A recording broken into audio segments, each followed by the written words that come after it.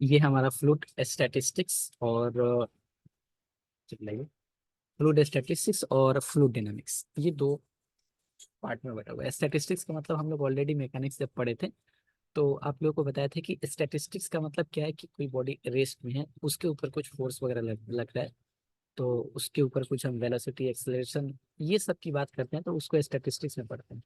तो ये fluid statistics का वीडियो ऑलरेडी है हम लोग के पास। मतलब रिकॉर्डेड वीडियो है। लास्ट मैंने 2020 में कराया था स्टैटिस्टिक्स के ऊपर, तो इसका वीडियो है। उसके बाद है आपका फ्लूइड डायनामिक्स, यानी कि फ्लूइड आपका मूवमेंट करना शुरू कर देता है, तो वो डायनामिक्स उसके ऊपर अब इसका वेलोसिटी या फिर और उसके क्या क्या फीचर्स वगैरह हैं, क्या क्या मतलब प्रॉपर्टीज वगैरह हैं, तो ये फ्लूइड डायनामिक्स में आता है। तो हम ये फ्लूइड स्टैटिस्टिक्स अभी नहीं शुरू कर रहे हैं। क्यों नहीं शुरू कर रहे हैं? क्योंकि अगर बाद में मतलब आप लोग देख पा रहे हैं कि 6 सेमेस्टर में मुझे 3 4 5 पेपर ऐसे मतलब कराना पड़ रहा है, उसके बाद मेरा 4th सेमेस्टर है, और मे भी हो सके तो इस सेमेस्टर सेकंड सेमेस्टर जो चल रहा है नया सिलेबस की वजह से मुझे ये तीनों सेमेस्टर देखना पड़े। तो हम ये फ्लूइड डायनामिक्स स्टार्ट कर देते हैं। क्यों स्टार्ट कर रहे हैं फ्लूइड डायनामिक्स? क्योंकि पहले तो स्टैटिस्टिक्स पढ़ाना सही है, क्योंकि मैकेनिक्स में भी पहले सारे स्टैटिस्टिक्स पढ़ाए थे फिर डायनामिक्स पढ़ाए थे। इधर क्यों पहले डायनामिक्स पढ़ा रहे हैं? क्योंकि बस रीजन ये है कि बाद में अगर ऐसा कुछ प्रेशर मेरे ऊपर आया तो हम इसका रिकॉर्डिंग दे के भी काम चला सकते हैं। लेकिन अगर बाद में फिर अगर इसको कराने के बाद अगर डायनामिक्स कराने आए टाइम नहीं मिल पाया तो फिर आप लोग को टेंशन हो जाएगा। तो इसमें देखते हैं कितना यूनिट पे बटा हुआ है। ये यूनिट 1, यूनिट 2 और यूनिट 3, यूनिट 4, ये 3 यूनिट पे 4 यूनिट में बटा हुआ है आपका पेपर। ये 4 यूनिट में से ये जो पेपर है इंट्रोडक्शन और फंडामेंटल कॉन्सेप्ट, ये सारा पूरा का पूरा डेफिनेशन वगैरह है, और एग्जाम में डेफिनेशन भी आता है 5 नंबर का। अभी हम क्वेश्चन दिखाएंगे आप लोग को, जैसे कि फ्लूइड का डेफिनेशन हो गया, और सॉलिड और फ्लूइड में डिफरेंस पूछ लिया, कंटिन्यूम का कंसेप्ट, फ्लूइड का प्रॉपर्टीज जो हम लोग डेंसिटी के बारे में पढ़ते हैं, जो मास अपॉन वॉल्यूम होता है, स्पेसिफिक ग्रेविटी वगैरह, स्ट्रेस फील्ड, ये सब का डेफिनेशन देखना, डिस्टिंक्स बिटवीन इनकॉम्प्रेसिबल और कॉम्प्रेसिबल फ्लो, ये सब का डेफिनेशन है। तो ये वाला पार्ट हम अभी नहीं कराएंगे। क्यों नहीं कराएंगे? इसको इसको लेकिन हम कराएंगे, है ना, ये वाला पार्ट हम कराएंगे। लेकिन हम क्यों अभी दूसरे पार्ट को चूज कर रहे हैं वो अभी आप लोग को पीवाईक्यू दिखाएंगे, फिर आप लोग को मालूम चल जाएगा कि हम कौन से पार्ट को क्यों चूज कर रहे हैं। ये रहा हाइड्रोस्टेटिक्स का पार्ट, तो ये पूरा पार्ट रिकॉर्डेड है, एकदम बढ़िया से रिकॉर्डेड है। इधर से मतलब एक भी क्वेश्चंस आई होप कि नहीं छूटना चाहिए, तो ये रिकॉर्डेड है। हमने आपको पहले ही बोला था कि गैस का जो चैप्टर है आप लोग का, ये गैस, ये 12 वाला जो हम लोग का गैस था ना, बॉयल्स लॉ, चार्ल्स लॉ, ये सब, ये पूरे उस कंसेप्ट पे डेंसिटी, टेम्परेचर, प्रेशर, ये जो हम लोग का था ना, बॉयल्स लॉ जो था, जिसमें हम लोग चार्ल्स लॉ ऐसे टी और वी के बीच में डायरेक्टली प्रोपोर्शनल टू चार, वाइल्स लॉ हम लोग देखते थे कि V is directly proportional inversely proportional to 1/p। तो इन सब के ऊपर ये क्वेश्चंस है, इसके ऊपर क्वेश्चंस है, लेकिन हम फिर ये अभी मतलब मेरा ज्यादा चांस है कि हम ये नहीं करा पाएंगे। नोट्स हम दे देंगे, पहले आप लोग को नोट्स दे देंगे कि अब धीरे धीरे उसको अपना तैयार करते रहे उसको। यूनिट 3 जो है आपका, ये काइनेमेटिक्स ऑफ फ्लूइड, हम ये टॉपिक स्टार्ट कर रहे हैं, डायरेक्ट यूनिट 3 हम स्टार्ट कर रहे हैं। हम क्यों स्टार्ट कर रहे हैं वो अभी हम लोग क्वेश्चंस दिखाएंगे आपको, तो फिर मालूम चलेगा कि हम क्यों डायरेक्ट यूनिट 3 स्टार्ट कर रहे हैं काइनेमेटिक्स ऑफ फ्लूइड। क्योंकि ये पोर्शन हम कराएंगे डेफिनेशन वगैरह है, तो हम ये शुरुआत में ही कराने लगे तो फिर ये बोरिंग फील आने लगेगा कि सर डेफिनेशन लिखवा रहे हैं सिर्फ। ये बहुत ही सिंपलेस्ट टॉपिक है, इसमें कुछ कुछ बहुत ही सिंपल सिंपल कंसेप्ट है, उसको पकड़ पकड़ के हम कराएंगे। लगभग 7 8 करके एक एक टॉपिक है, 7 8 नंबर करके ये आने वाला है। तो पहले हम ये कराएंगे, देन हम कंजर्वेशन ऑफ इक्वेशंस कराएंगे, एंड देन हो सके तो ये हाइड्रोस्टैटिक्स का अगर रिकॉर्डेड हो पाए तो रिकॉर्डेड, और नहीं तो हम लगेगा कि नहीं कंफर्टेबल है हम करा सकते हैं आप लोग को, तो हम ये करा देंगे। लेकिन रिकॉर्डेड है उसको हम अभी से ही इसको ये करा देंगे, मतलब एक्सेस बोल देंगे सर को कि हाइड्रोस्टैटिक्स का एक्सेस दे देने के लिए। चाहे तो आप रिकॉर्डिंग देख सकते हैं, नहीं तो बाद में लगे कि नहीं सर हम लोग रिकॉर्डिंग देख लिए, रिकॉर्डिंग से हम लोग को कोई प्रॉब्लम नहीं है, आप दूसरा टॉपिक करा दीजिए, तो वो हम करा देंगे। आज जो हम स्टार्ट करेंगे टॉपिक ही हम लोग का होगा काइनेमेटिक्स ऑफ फ्लूइड्स। ये क्यों, क्या रीजन है इसका काइनेमेटिक्स ऑफ फ्लूइड का, तो हम बताते हैं क्या रीजन है इसका। ये 2023 का पेपर है ना, 2023 का पेपर है। ये आपका हाइड्रोस्टैटिक्स का है, ये डायमेंशन विस्कोसिटी का पूछ रहा है, ये हाइड्रोस्टैटिक्स का पेपर है, ये आपका हाइड्रोस्टैटिक्स का है, और ये भी आपका हाइड्रोस्टैटिक्स का है, ये ऑब्जेक्टिव क्वेश्चंस। और यहाँ से ये भी आपका हाइड्रोस्टैटिक्स का है, ये सेंटर ऑफ ग्रेविटी में भी ये गैस कैसा है, नहीं हाइड्रोस्टैटिक्स का ये क्वेश्चंस देखिएगा। अब सिर्फ आप ऐड कीजिएगा, the velocity Q at the point motion, equation of stream lines. कितने मार्क्स के हैं ये? 2 मार्क्स के हैं ये। Static continuity equation potential satisfied, मतलब एक इसी में आएगा ये 2 मार्क्स ऐड कीजिएगा जस्ट। उसके बाद ये आपका क्या पूछ रहा है कि मटेरियल डेरिवेटिव +2 मार्क्स, कितने हो गए 6 मार्क्स हो गए। यूलर इक्वेशन ये कितने मार्क्स हो गए 2 मार्क्स हो गए, टोटल कितने हो गए इधर 8 मार्क्स हो गए। आते हैं फिर नीचे, ये आपका बॉयल्स लॉ के हिसाब से क्वेश्चन है ये। अगर 12th में बॉयल्स लॉ के क्वेश्चन थोड़ा सा ये है तो ये चीज क्लियर हो जाएगी। अभी उधर 8 मार्क्स हुआ है, जस्ट देखिएगा आप कंजर्वेशन फील्ड ये सब आपका उधर का क्वेश्चन है हाइड्रोस्टैटिक्स का। ये क्वेश्चन जो है अल्टरनेटिव करके आता है, तो 2023 में आ गया, मतलब 2024 में नहीं आएगा, ये 2021 में भी आया है। ये शुरुआत से ही इसका ऐसा है कि ये अल्टरनेटिव करके आना ही है, इसको ना आने का कोई चांस नहीं है। मतलब ये आ गया, मतलब आप लोग के लिए एक क्वेश्चन आएगा, वो हम जब रिकॉर्डिंग देखेंगे तो आप लोग को मालूम चल जाएगा। लेकिन अभी मेरा मेन फोकस है काइनेमेटिक्स ऑफ फ्लूइड, जिसमें हम 8 नंबर अभी हम आप लोग को ऐड करवा चुके हैं, जोड़ने के लिए बोले हैं। यहाँ पे फिर क्या आता है, डिफरेंस बिटवीन ये सब आपका उधर काइनेमेटिक्स ऑफ फ्लूइड। यहाँ पे देखिए फिर से ये क्या आया, स्ट्रीम लाइन, इधर स्ट्रीम लाइन और फिर पाथ लाइन। कितने नंबर के हैं ये 5 नंबर के हैं, टोटल कितने हो गए 8 + 5 13 मार्क्स हो गए हैं अभी तक, है ना। मे बी 13 से ज्यादा और नहीं हो सकता है इसमें। कंटिन्यू एक्सपोन करंट इनकम्प्रेसिबल पॉसिबल फ्लूइड नहीं है। मतलब स्ट्रीम लाइन को देखिए, सिर्फ स्ट्रीम लाइन और पाथ लाइन ऑब्जेक्टिव में भी था, तो इधर से 13 मार्क्स के आ रहे हैं, तो हम डायरेक्ट स्ट्रीम लाइन से स्टार्ट करेंगे। और जो जो कॉन्सेप्ट होगा, ऐसा नहीं कि जस्ट बोल के और सब निकल जा रहे हैं, ऐसा नहीं। हम जस्ट कॉन्सेप्ट क्लियर करते हुए जाएंगे साथ साथ। लेकिन फिर वो जो इंट्रोडक्शन वाला पार्ट है, वो इंट्रोडक्शन वाला ही पार्ट कराएंगे, लेकिन जो मेन मेन जो टॉपिक है, जो 5 नंबर का डायरेक्ट क्वेश्चन बन रहा है, ये 5 नंबर का क्वेश्चन बन रहा है, ये सब क्वेश्चंस कराने के बाद हो, या फिर बीच में हम वो वाला टॉपिक करा देंगे। उसी तरह से आप 2022 का ही पेपर देखिएगा, इसमें भी स्ट्रीम लाइन का क्वेश्चंस आपका मिनिमम 7 से 9 मार्क्स का क्वेश्चन एक होगा ही। आप लोग को सेंड किए हैं वो वाला, आप चाहेंगे तो देख सकते हो उसमें। इधर कंटिन्यूटी क्वेश्चन सेटिस्फाई कर रहे नहीं है, उसी में है। आज ही हम लोग उसको, मे बी हम उसको आज ही कराएंगे आप लोगों को। तो ये थोड़ा सा ये हो गया आप लोग का सिलेबस वगैरह क्या है नहीं है।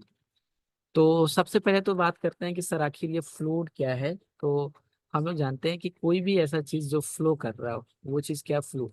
लेकिन ध्यान रहे, जब हम इंट्रोडक्शन पार्ट में आएंगे तो फ्लूइड का पर्टिकुलर डिफिनेशन जो एग्जाम में पूछा जाता है, वो पूरा डिफिनेशन के हिसाब से हम लोग पढ़ेंगे।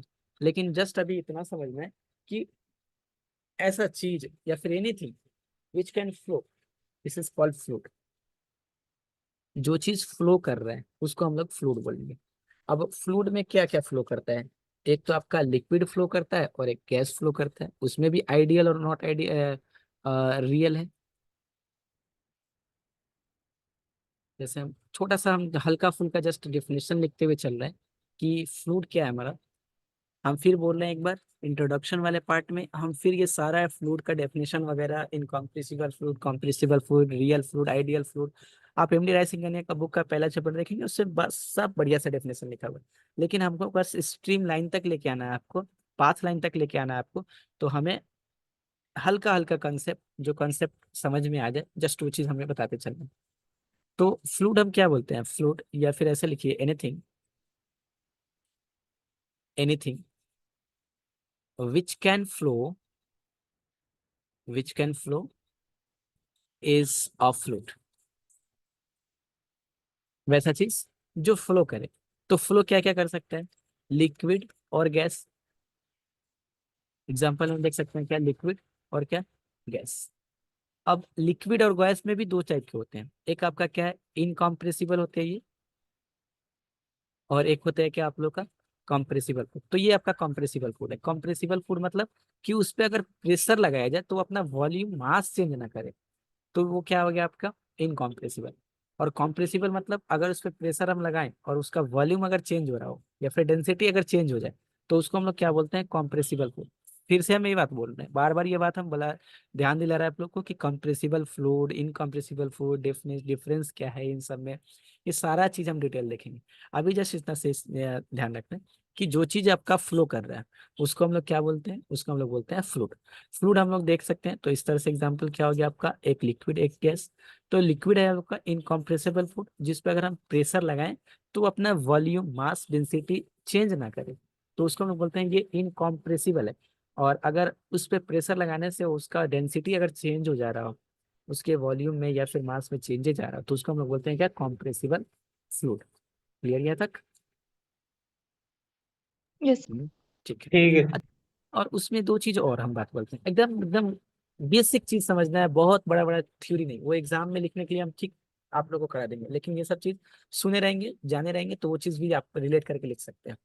अब फ्लूट को और दो पार्ट में बांटते हैं, आप लोग ये साथ साथ लिखते चलेंगे। फ्लूट को हम फिर दो पार्ट में बांटते हैं, एक हम लोग का क्या होता है रियल फ्लूट, और एक हम लोग का होता है क्या आइडियल फ्लूट। आइडियल फ्लूट को और दो तीन नाम से जानते हैं, आइडियल फ्लूट भी बोलते हैं इसको, इसको हम लोग परफेक्ट फ्लूट भी बोलते हैं इसको, या फिर फ्रिक्शनलेस फ्लूट भी बोलते हैं इसको, परफेक्ट फ्लूट या फिर फ्रिक्शनलेस, FRICT, फ्रिक्शनलेस फ्लूट। तो थोड़ा सा इसको जान लेते हैं, देन हम अपने मेन जो टॉपिक है उस पर हम आएंगे धीरे धीरे थोड़ा सा। मतलब ये सब चीज भी नहीं जाने रहेंगे तो फिर आगे वो क्वेश्चंस नहीं कर पाएंगे। रियल फ्लूड क्या है, तो रियल फ्लूड में शेयरिंग स्ट्रेस प्रेजेंट होता है। फिर ये क्वेश्चन आएगा कि सर ये शेयरिंग स्ट्रेस क्या बात कर रहे हैं आप अब, तो हम फिर यहाँ पे आएंगे इस कंसेप्ट के ऊपर। क्या होता है कि शेयरिंग स्ट्रेस, स्पेलिंग थोड़ा गड़बड़ हो जाए तो कोई बात नहीं, शेयरिंग स्ट्रेस जो है ना वो प्रेजेंट होता है इसमें से, जस्ट ऐसे शेयरिंग स्ट्रेस प्रेजेंट। और ये जो है आपका इसमें शेयरिंग स्ट्रेस आइडियल फ्लूड में शेयरिंग स्ट्रेस जीरो होता है, शेयरिंग स्ट्रेस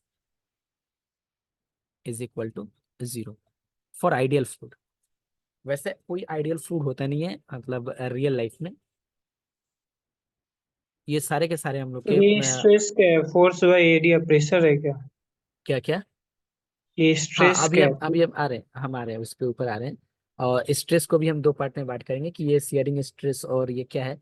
तो अभी जस्ट इतना समझते हैं कि फ्लूइड जो फ्लो हो रहा, फ्लूइड क्या हो सकता है, लिक्विड और गैस। लिक्विड हम लोग इनकम्प्रेसिबल फ्लूइड बोलते हैं, जिसपे अगर हम प्रेशर लगा रहे हैं तो वो अपना डेंसिटी हम बोल सकते हैं कि वो अपना डेंसिटी अगर चेंज ना करे तो उसको हम लोग बोलते हैं इनकम्प्रेसिबल फ्लूइड। उस पर प्रेशर लगाने के बाद उसका डेंसिटी में अगर कुछ चेंजेज आ जाए तो उसको हम बोलते हैं कि ये क्या आपका कॉम्प्रेसिबल फ्लूइड है। आप अगर ऐसे ध्यान रख सकते हैं कि वाटर को दबा के हम नहीं ये कर सकते हैं, जैसे वो कुछ एक एक्सपेरिमेंट एक साइंटिस्ट ने किया था कि अगर हम इधर कुछ लिक्विड अगर हम किए हैं भरे हुए, और इसको अगर हम बंद कर देते हैं और इधर से कुछ पिस्टन लगा के इसको फोर्स देते हैं तो ये लिक्विड इनकम्प्रेसिबल है, ये कंप्रेस नहीं होगा मतलब दबेगा नहीं, ये इसको इधर से बाहर निकल जाएगा ये चाहे जितना भी फोर्स है। और इसी के ऊपर हाइड्रोलिक ब्रेक वगैरह बहुत सारे चीज इस पे बने हुए हैं। ठीक है, तो वो बात की बात है, वो जाओ डीपली, क्योंकि एक फ्लूट के क्लास में लगभग 50 लेक्चर लगते हैं और 50 लेक्चर कराना पॉसिबल है नहीं। बस इतना है कि हम कोशिश कर रहे हैं कि मतलब कम टाइम में ज्यादा बेटर तरीके से समझा के क्वेश्चन आप लोग कर पाए। तो अब हम बताएं आपको फ्लूट को हम और दो बातें बांटते हैं, एक रियल फ्लूट और एक आइडियल फ्लूट। रियल फ्लूट हम क्या बोले, जिसमें शेयरिंग स्ट्रेस क्या होता है, प्रेजेंट होता है। और आइडियल फ्लूट हमने क्या बताया, जिसमें शेयरिंग स्ट्रेस क्या होगा, जीरो होगा। अब सर ये फिर क्वेश्चन आता है कि शेयरिंग स्ट्रेस क्या है, तो एक यहाँ पे हेडिंग जैसा करके आप लोग जस्ट ऐसे ही रॉफ कीजिए एकदम सेम ऐसे ही, कुछ ज्यादा लिखने उठने वाला काम नहीं। शेयरिंग स्ट्रेस, अब ये शेयरिंग स्ट्रेस क्या होता है उसको जरा समझ लेते हैं। ये सब के ऊपर लिखाएंगे, आप लोग टेंशन मत लीजिए, बढ़िया से डेफिनेशन वगैरह करके लिखाएंगे। लेकिन अभी क्वेश्चंस पे हमें करना है इसलिए मान लेते हैं कि कोई फ्लूइड है, उस फ्लूइड से हम कुछ एक पार्ट लेके आते हैं उसका, जस्ट हम थोड़ा बढ़िया पार्ट लेके आते हैं, ये DS एरिया का पार्ट लेके आते हैं। जस्ट ये फ्लूइड था और ये एक इसका DS एरिया का हमने एक पार्ट लेके आया, ठीक है ना। तो इस पे जो फोर्स लग रहा है नॉर्मल फोर्स, जैसे इसको हम बोले कि इस पे प्रेशर जो लग रहा है ये परपेंडिकुलर टू द सरफेस, ये सरफेस किस चीज का है, फ्लूइड का है। एक फ्लूइड था इधर से, उसमें से उसका एक पोर्शन यहाँ पे उठा के लेके हम आए हैं, है ना। तो इस पे जो परपेंडिकुलर टू द सरफेस जो फोर्स लग रहा है, परपेंडिकुलर टू द सरफेस, जो जिसको हम लोग बोलते हैं क्या, normal stress, this is called normal stress,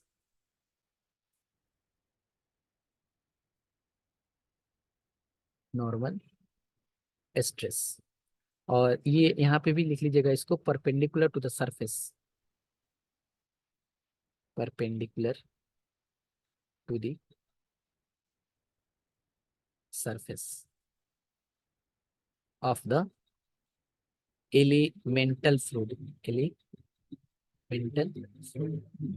आपका नोट्स भी अभी ऐसे ही बनना चाहिए। और इसके एक क्या बोलते हैं कि इसके टेंजेंशियल भी एक फोर्स लग रहा है, वैसे ये फोर्स कैसे लग रहा है, क्या लग रहा है ये, तो आप जस्ट ये समझिए कि नदी में जो है ना, इसका तो एक प्रेशर डाउनवर्ड्स की डायरेक्शन में लग रहा होगा, कोई भी एलिमेंटल फ्लूइड है तो डाउनवर्ड डायरेक्शन में एक फोर्स लग रहा होगा। और बायंसी फोर्स भी आता है, वो स्टैटिस्टिक्स में पढ़ेंगे। तो इसको अपवर्ड की तरफ भी एक फोर्स लग रहा है, इसको हम लोग बोल रहे हैं क्या, नॉर्मल स्ट्रेस, जो क्या है perpendicular to the surface of the elemental fluid.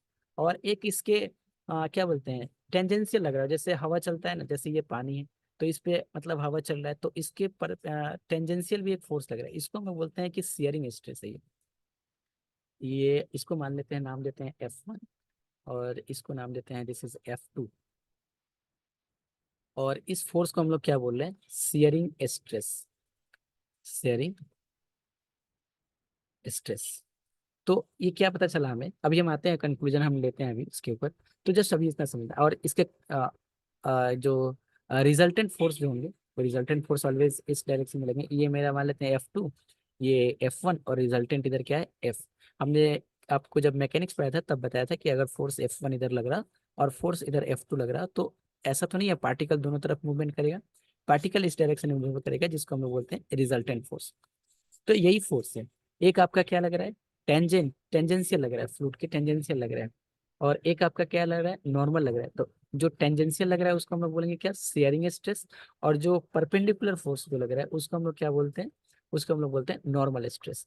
तो हमने क्या बताया आपको कि जो आपका आइडियल फ्लूइड होगा, उस आइडियल फ्लूइड में जो शेयरिंग स्ट्रेस होगा वो क्या होगा, जीरो होगा, ठीक, आइडियल फ्लूइड में। लेकिन रियल फ्लूइड में ऐसा नहीं है, रियल फ्लूइड में शेयरिंग स्ट्रेस आपका प्रेजेंट होगा। सर नॉर्मल की बात क्या है, तो नॉर्मल ऑलवेज हमेशा प्रेजेंट रहेगा आपका, ठीक है। अब थोड़ा सा इसके बारे में लिखिए, अगर हम तो एफ के बारे में देखें, एफ वेक्टर फॉर्म में अगर देखें तो इसको क्या लिख सकते हैं, F of I cap plus F2 J cap. हमने आई डायरेक्शन मतलब एक्स एक्सिस के अलग और वाई एक्सिस के अलग में इसको ब्रेक किए, F2 विच इज, थोड़ा सा क्लियर सीखते हैं, विच इज क्या था ये, parallel to the, parallel to the surface of this elemental fluid, elemental fluid called shearing stress, shearing stress।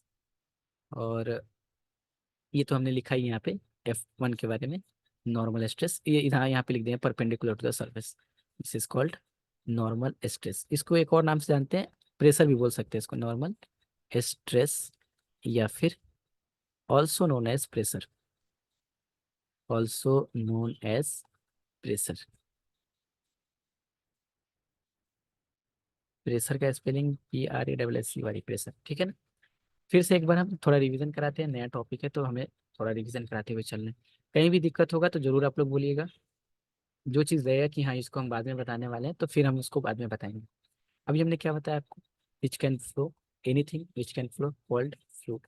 Fluid को हमने दो पार्ट में देखा, मैंने फ्लूइड का दो एग्जाम्पल लिया, एक लिक्विड और एक हमने क्या लिया, फिर हमने लिया गैस। कॉम्प्रेसिबल मतलब आप ऐसे ध्यान रख सकते हैं, कॉम्प्रेसिबल मतलब गैस, बैलून को दबा देंगे, छोटा कर देंगे, दबा के उसको, उसका जो डेंसिटी है उसको कम किया जा सकता है। लिक्विड इनकॉम्प्रेसिबल, तो इसको हम लोग बोल देते हैं this is incompressible and this is compressible. Fluid को हमने फिर से दो पार्ट में डिवाइड किया, this is called real fluid and this is called ideal fluid, है ना, ideal fluid, ideal fluid. Ideal fluid में क्या आपका शेयरिंग स्ट्रेस क्या है, आपका shearing stress is equal to zero, ठीक, शेयरिंग स्ट्रेस जीरो। यहाँ पे क्या आपका शेयरिंग स्ट्रेस क्या होगा, प्रेजेंट होगा आपका shearing stress, this is present. यहाँ तक कोई दिक्कत है तो फिर बताइए, बोलिए। ठीक सर, उधर F1 G कैप होगा ना, F1, मतलब हाँ, अच्छा उल्टा कर दिए क्या, नहीं ठीक ही तो है। वही पूछ। नहीं, आप एक्सेस तो कैसे भी ले सकते हैं, ये तो मेरा एक्स, ये मेरा वाई, मेरा मन है नहीं इसको एक्स रखने का इसको वाई रखने का, क्या दिक्कत है। ठीक है सर। कोऑर्डिनेट एक्सेस तो जैसे भी चाहे वैसे ले सकते हैं, आई जी लिखे, जे आई लिखे, कोई फर्क नहीं पड़ता। हमने नॉर्मल के एक से आई लिया, उसके अंदर जे लिया। तो ये चीज हो गया हम लोग का। अब ये जो स्ट्रेस होता है, स्ट्रेस जस्ट आपका फोर्स पर यूनिट एरिया होता है, स्ट्रेस की बात कर रहे हैं। अभी हम फिर हम आते हैं नॉर्मल स्ट्रेस और शेयरिंग स्ट्रेस पे। स्ट्रेस जो है आपका, स्ट्रेस इसको बोलते हैं force per unit area, per unit area. ये ध्यान रहे कि हम जस्ट आपका ये बैकग्राउंड तैयार कर रहे हैं वो जो क्वेश्चन है वो सब कराने के लिए। Force per unit area stress. तो हम लोग नॉर्मल स्ट्रेस के लिए कैसे लिख सकते हैं? नॉर्मल स्ट्रेस को लिख सकते हैं F1 फोर्स काम कर रहा है, और मान लेते हैं कि जो एलिमेंटल हमने फ्लूइड लिया है, ये एक उसका एलिमेंट लिया है, तो इसका जो एरिया है वो ए एरिया है, तो F1/A हो जाएगा। और अगर शेयरिंग स्ट्रेस की बात करें तो क्या हो जाएगा? Shearing stress is equal to, ये क्या हो जाएगा? That imply F2/A। क्लियर? अगर यहाँ पे साइड में लिख लीजिएगा, if if A is the area of elemental fluid।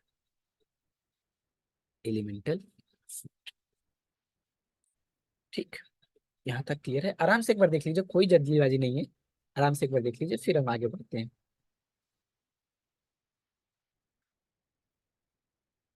कुछ दिक्कत हो रहा है, कुछ समझने में परेशानी हो रहा है कि हाँ सर ये समझ में नहीं आ रहा है, डिफिकल्ट लग रहा है, ये वाला चीज लिंक नहीं कर पा रहे, वो चीज बताइए आपको। बहुत ही सिंपल चीज बताएं अभी तक हमने आपको।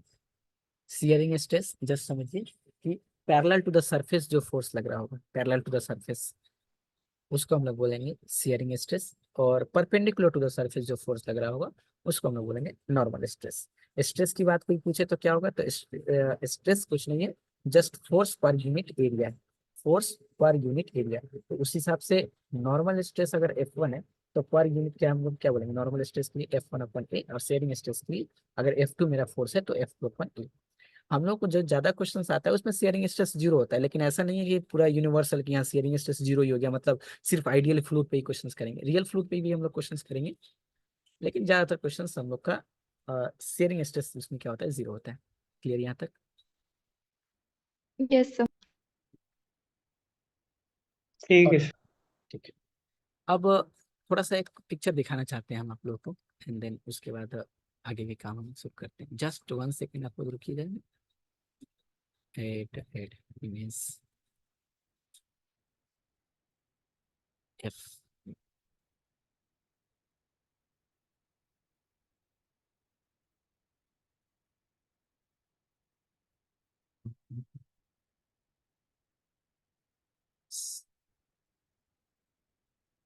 पहले कुछ लिखते हैं फिर उसके बाद आते हैं। बोर्ड दिख रहा है आप लोगों को? चलिए, अब डायनामिक्स की बात कर रहे हैं, इसका नाम ही है क्या चैप्टर का? चैप्टर का नाम भूल लिखे कि नहीं? हम भूल भी गए शायद लिखने चैप्टर का। कैनेमेटिक्स ऑफ फ्लूइड, जो हमने आपको दिखाया था, यूनिट 3 शायद स्टार्ट होता है वहां से। कैनेमेटिक्स ऑफ फ्लूइड इन मोशन। तो हमने पहले नाम से ही पता चल रहा है कि फ्लूइड, जो हम ऑलरेडी आपके साथ डिस्कस कर चुके हैं कि फ्लूइड क्या है हमारा। एंड देन उसके बाद क्या आपका काइनेमेटिक्स, और ये फ्लूइड क्या आपका मोशन में। जब मोशन में है, ध्यान कीजिएगा, जब हम डायनामिक्स पढ़ रहे थे मोशन में है, तो वेलोसिटी आएगी, वेलोसिटी आएगा, एक्सेलरेशन आएगा, टाइम आएगा कि कितना टाइम पे क्या वेलोसिटी चल रहा है नहीं चल रहा है। तो जस्ट एक चीज हम जो ऑलरेडी पढ़ चुके हैं कि वेलोसिटी ऑफ फ्लूइड क्या होगा? वेलोसिटी ऑफ फ्लूइड पार्टिकल मतलब जो भी आपका फ्लूइड वेलोसिटी में है, उसमें से एक पार्टिकल उठाते हैं, उसके ऊपर थोड़ा सा हम एनालिसिस करते हैं कि क्या होगा। मान लेते हैं कि एक पी पॉइंट है, ठीक है ना, और पी पॉइंट पे एट ए टाइम टी, इसका जो रेडियस वेक्टर है, एक अगर हम ले लेते हैं रेफरेंस पॉइंट ओ, तो इसका जो रेडियस वेक्टर है वो आर वेक्टर है, और after time T plus del T time पे ये क्यू वेक्टर पे चला गया मेरा पॉइंट। तो इन द वेक्टर एडिशन हम क्या देख सकते हैं?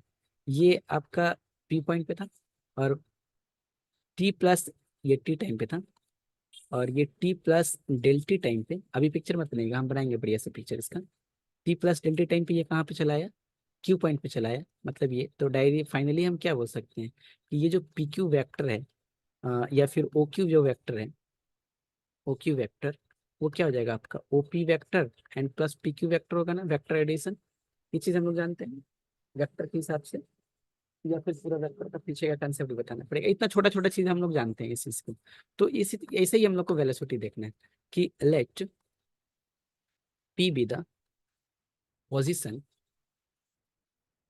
ऑफ अ फ्लूइड पार्टिकल, यहाँ से लिखिएगा आप, है ना, fluid particle at time T and q be at time t plus del t such that OP vector is equal to R vector and OQ vector is equal to R vector plus del R vector, then एक picture बना लेंगे तो ज्यादा better होगा, है ना।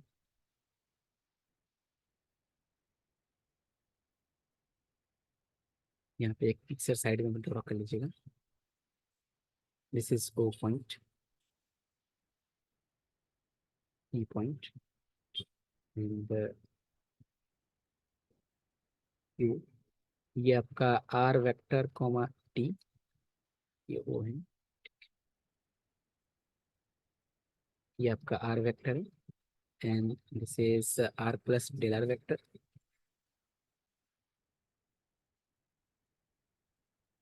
तो triangle of unity में क्या देख सकते हैं इसको, चाहिए T प्लस डेल T, ये R plus del R vector comma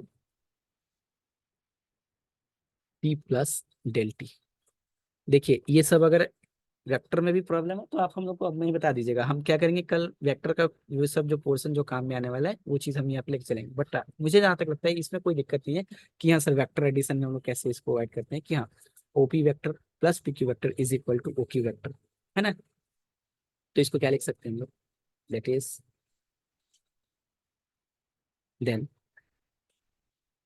PQ vector, PQ vector and this is equal to क्या हो जाएगा OQ vector and minus OP vector, ऐसे भी लिख सकते हैं। आप चाहें तो इसको ऐसे भी लिख सकते हैं कि P Q vector is equal to Q minus R vector, that imply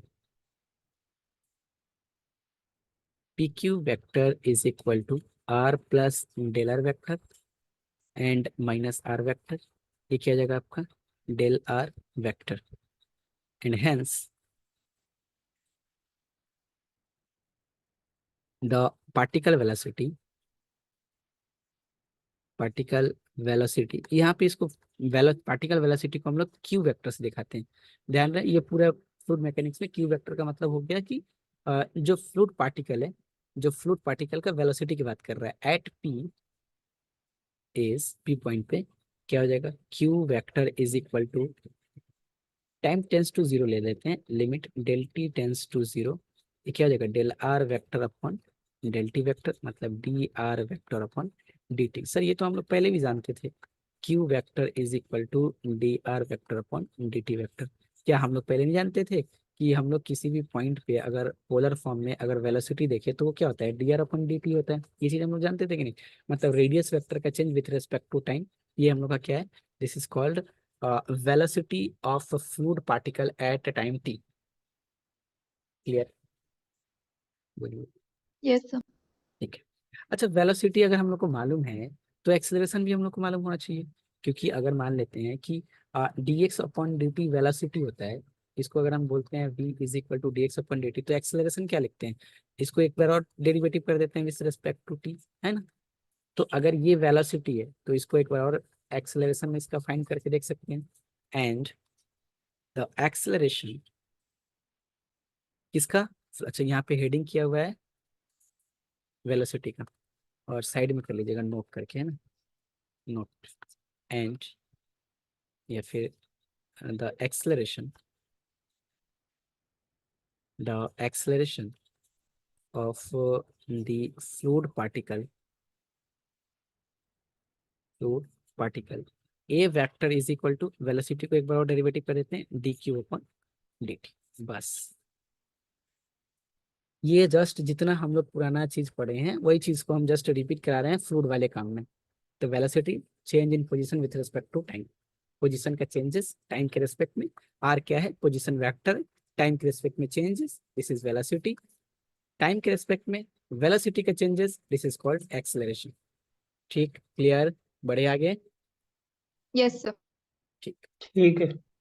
अच्छा एक दो चीज और उसके बाद हम आते हैं उस चीज पे, क्योंकि ये भी क्वेश्चंस आया हुआ है ऑलरेडी आपके एग्जाम में, मटेरियल लोकल और कनेक्टिव डेरिवेटिव, और यहाँ से भी क्वेश्चंस बनेगा ही बनेगा। Material local and convective.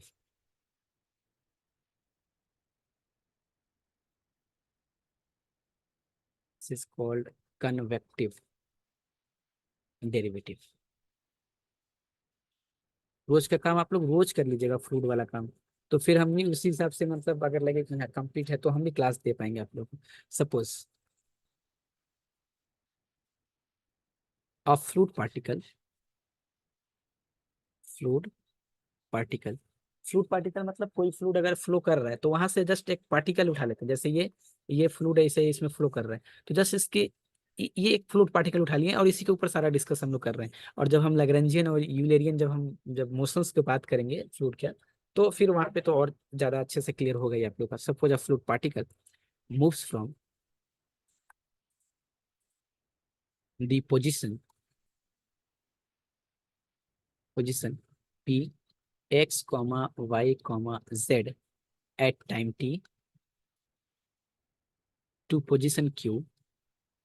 लग रहा है ना ऐसा मैकेनिक्स टाइप जैसे आप लोग पढ़ रहे थे। Position q, x plus del X, y plus del Y and z plus del Z at a time t plus del T. क्या हो रहा है? कुछ नहीं, 3 डायमेंशन में कोई फ्लूइड फ्लो कर रहा है, तो एट ए पॉइंट p जिस समय टाइम t है, उस समय इसका पोजीशन वेक्टर क्या है? x, y, z, x, y, z। और after time t plus del T पे ये q पोजीशन पे जाता है, और इसका जो पोजीशन वेक्टर हो जाता है वो x plus del X, Y plus del Y and z plus del Z हो जाता है। तो क्या करना चाहते हैं आप इधर? ऐसा हो जाता है तो ठीक है। तो ये क्या है? मटेरियल, लोकल और कनेक्टिव डेरिवेटिव क्या है? क्या है? अभी देखते हैं इसको further. Suppose that suppose that f of x comma y comma z comma t be scalar function let total change of f due to movement of the fluid particle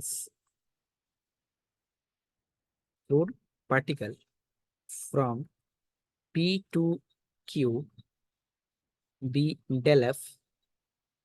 then क्या बोलना चाह रहा है कि F of X comma Y comma Z comma T, मतलब P से Q तक जाने में जो ये पोजीशन का जो चेंजेज हुआ है, इसको एफ फंक्शन से दिखा रहा है। जैसे मान लेते हैं कि F of X comma Y is equal to, हम लिख रहे हैं X square plus Y square is equal to A square, या फिर X square minus A square. इसका मतलब ये सर्कल बना रहा है, कोई ये पाथ लाइन बना रहा है। तो बोल रहा है कि पी से क्यू जाने में further suppose that F of X comma Y comma Z comma T with scalar function, total change F due to movement of the particle P to Q, P से क्यू जाने में जो भी changes हो रहा है वो डेल एफ हो रहा है।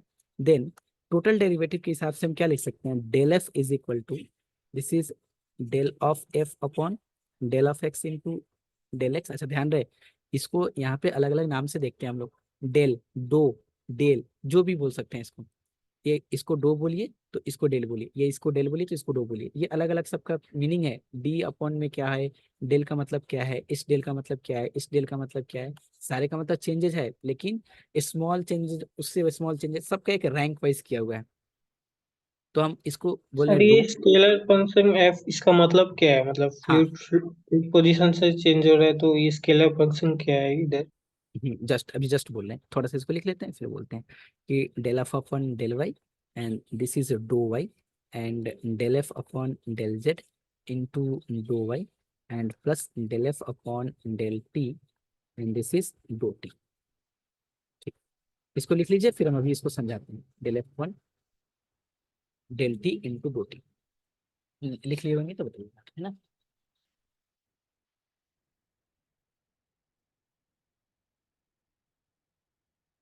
हो गया सर। ठीक है, देखिए समझते हैं कि ये पी पॉइंट था, ये एक पी पॉइंट था, यहाँ पे फ्लूइड पार्टिकल, और ये एक क्यू पॉइंट था। पी पॉइंट से क्यू पॉइंट तक जाने में जो डेल एफ चेंज हो जा रहा है, एक फंक्शन लेके चल रहे हैं। मतलब यहाँ पे कुछ फंक्शन है फ्लूइड का और यहाँ पे कोई फंक्शन है फ्लूइड का, जिसका पोजीशन एक्स वाई जेड के फॉर्म में लिख रहे हैं। मतलब ऐसे जान लेते हैं, कुछ लाइन बनाते हुए आ रहा है ये फ्लूइड पार्टिकल। मतलब हम ये बोलना चाह रहे हैं कि ये फ्लूइड पार्टिकल यहाँ से यहाँ गया, यहाँ से यहाँ कुछ गया, ये है ना। तो ये फ्लूइड पार्टिकल ऐसा चल रहा है, तो ये तो कोई कर्व बना रहा है। तो किस फॉर्म में बना रहा है? 3 डायमेंशन में बना रहा है ये, f of x comma y comma z comma, और टाइम भी इसके साथ साथ चेंज हो रहा है, तो कॉमा टी बोल सकते हैं इसको, ठीक ना, बोल सकते हैं। अब ये पी और क्यू के बीच में बात कर रहे हैं हम, ये टाइम टी पे बात कर रहे हैं, और ये फिर t plus del T time पे बात कर रहे हैं। इसके फंक्शन में जो चेंजेज हो रहा है वो डेल एफ चेंजेज हम बोल रहे हैं। समझ में आ रहा है कुछ हल्का? जैसे मान लेते हैं कि ये कोई कर्व है, तो हम लोग ये पॉइंट को जोड़ जोड़ के कर्व बनाते हैं ना, एक्स और वाई पुट करके, एक्स वाई जेड जो भी फंक्शन है चूज करके। तो इसमें बोल रहा है कि जो चेंजेज हुआ है ये पी से क्यू पॉइंट के जाने में, ये जो चेंजेज हुआ है इसको डेल एफ बोल रहे हैं, इसको जो P and this is Q, ये टी है और ये टी प्लस डेल टी है। क्लियर हो पा रहा है? एक फ्लूइड पार्टिकल चलेगा तो उसका कोई कर्व बनेगा ना, कुछ तो वो रास्ता बनाएगा ना, कुछ पाथ बनाएगा ना वो, है ना। तो उसका कोई फंक्शन होगा, और ये 3 डायमेंशन में है। जैसे फिर एक बार समझिएगा, नहीं समझ में आएगा तो, जैसे मान लेते हैं कि ये 3 डायमेंशन कोई चीज है, एक्स एक्सिस, वाई एक्सिस और जेड एक्सिस। आप लोगों को ध्यान होगा, पता नहीं ये हम कराए हैं मैकेनिक्स में नहीं, क्योंकि ये तो एडवांस मैकेनिक्स में है। कोई पार्टिकल है यहाँ पे, ये पार्टिकल घूम के कोई पाथ बनाता है, तो हम लोग क्या करते थे, इसी पाथ का इक्वेशन निकालते थे ना, निकालते थे नहीं इसका इक्वेशन, तो वो एक्स वाई के फॉर्म में आता था। मान लेते हैं कि वो पाथ ऐसा कुछ बन जाए, साइक्लॉइड बन जाए, साइक्लॉइड कुछ बन जाए, या फिर कोई और इक्वेशन चलाए, पैराबोला बन जाए, कुछ भी बन जाए, है ना। तो उसको क्या बोल रहा है कि पी से क्यू जाने में जो चेंजेज हो रहा है वो डेल एफ चेंजेज हो रहा है, और उसको फंक्शन क्या लिया, स्केलर फंक्शन लिया है, जिसको बोल रहा है कि वो f of x comma y comma z comma t. किसका फंक्शन? तो एक्स का भी, वाई का भी, जेड का भी, टी का भी। टी क्यों? क्योंकि टी साथ साथ चेंज हो रहा है। क्लियर आकाश? अभी जस्ट ये बात ठीक तो है सर। क्लियर है? ठीक, ये क्लियर ना, पी से क्यू जाने में जो चेंजेस हुआ वो चेंजेस कितना लिया, डेल एफ लिए पार्टिकल। अब टोटल डेरिवेटिव आप लोग को याद होगा, अगर हम कभी बताया हो आप लोगों को या फिर कैलकुलस में, अगर एक्स वाई जेड का फंक्शन है, तो इसको कौन सा यूलर्स फॉर्म बोलते हैं, या फिर क्या मैथमेटिशियन थे उनके नाम नहीं है। तो टोटल डेरिवेटिव कैसे लिखते हैं? D f is equal to del F upon del x into D x, याद आ रहा है आप लोगों को? Del F upon del yes y sir. Into D y, ऐसे लिखते हैं। And del F upon del Z into d z. मतलब हम लोग क्या करते हैं कि ये एक्स का फंक्शन, वाई का फंक्शन, जेड का फंक्शन है, तो तीनों फंक्शन से हम लोग क्या, तीनों वेरिएबल से हम लोग पार्शियल डेरिवेटिव करते हैं। एंड दिस इज, ये क्या था आपका, डी एक्स डी वाई और डी जेड। इस यही तो मेरा टोटल डेरिवेटिव है। और देखिए यहाँ पे चेंजेस कितना हो रहा है, तो डो एफ चेंजेस हो रहा है, डो एफ। तो doh f is equal to क्या लिख सकते हैं, डेल एफ अपॉन, जैसे ये इसको जस्ट रिप्लेस कीजिएगा डी एफ से, देखिए रिप्लेस करेंगे डी एफ से, तो डी एफ, तो ये क्या जाएगा, this is d f is equal to del F upon del x into D x, है ना। तो यहाँ पे दो चेंजेज हो रहा है, दो। तो जस्ट डी को डो में चेंज कर दीजिए, डी को डो में चेंज कर दीजिए, डी को डो में चेंज कर दीजिए। क्लियर? जब हम एकदम मतलब बहुत ही छोटे पार्टिकल पर हम लोग जब बात करते हैं, और फिर और भी बहुत सारे कंडीशन है कि अगर पार्टिकल मूवमेंट में है, फ्लूइड हो गया, गैस हो गया, तो उस समय हम लोग डो का यूज करते हैं, डी का नहीं। ये वाला लाइन क्लियर?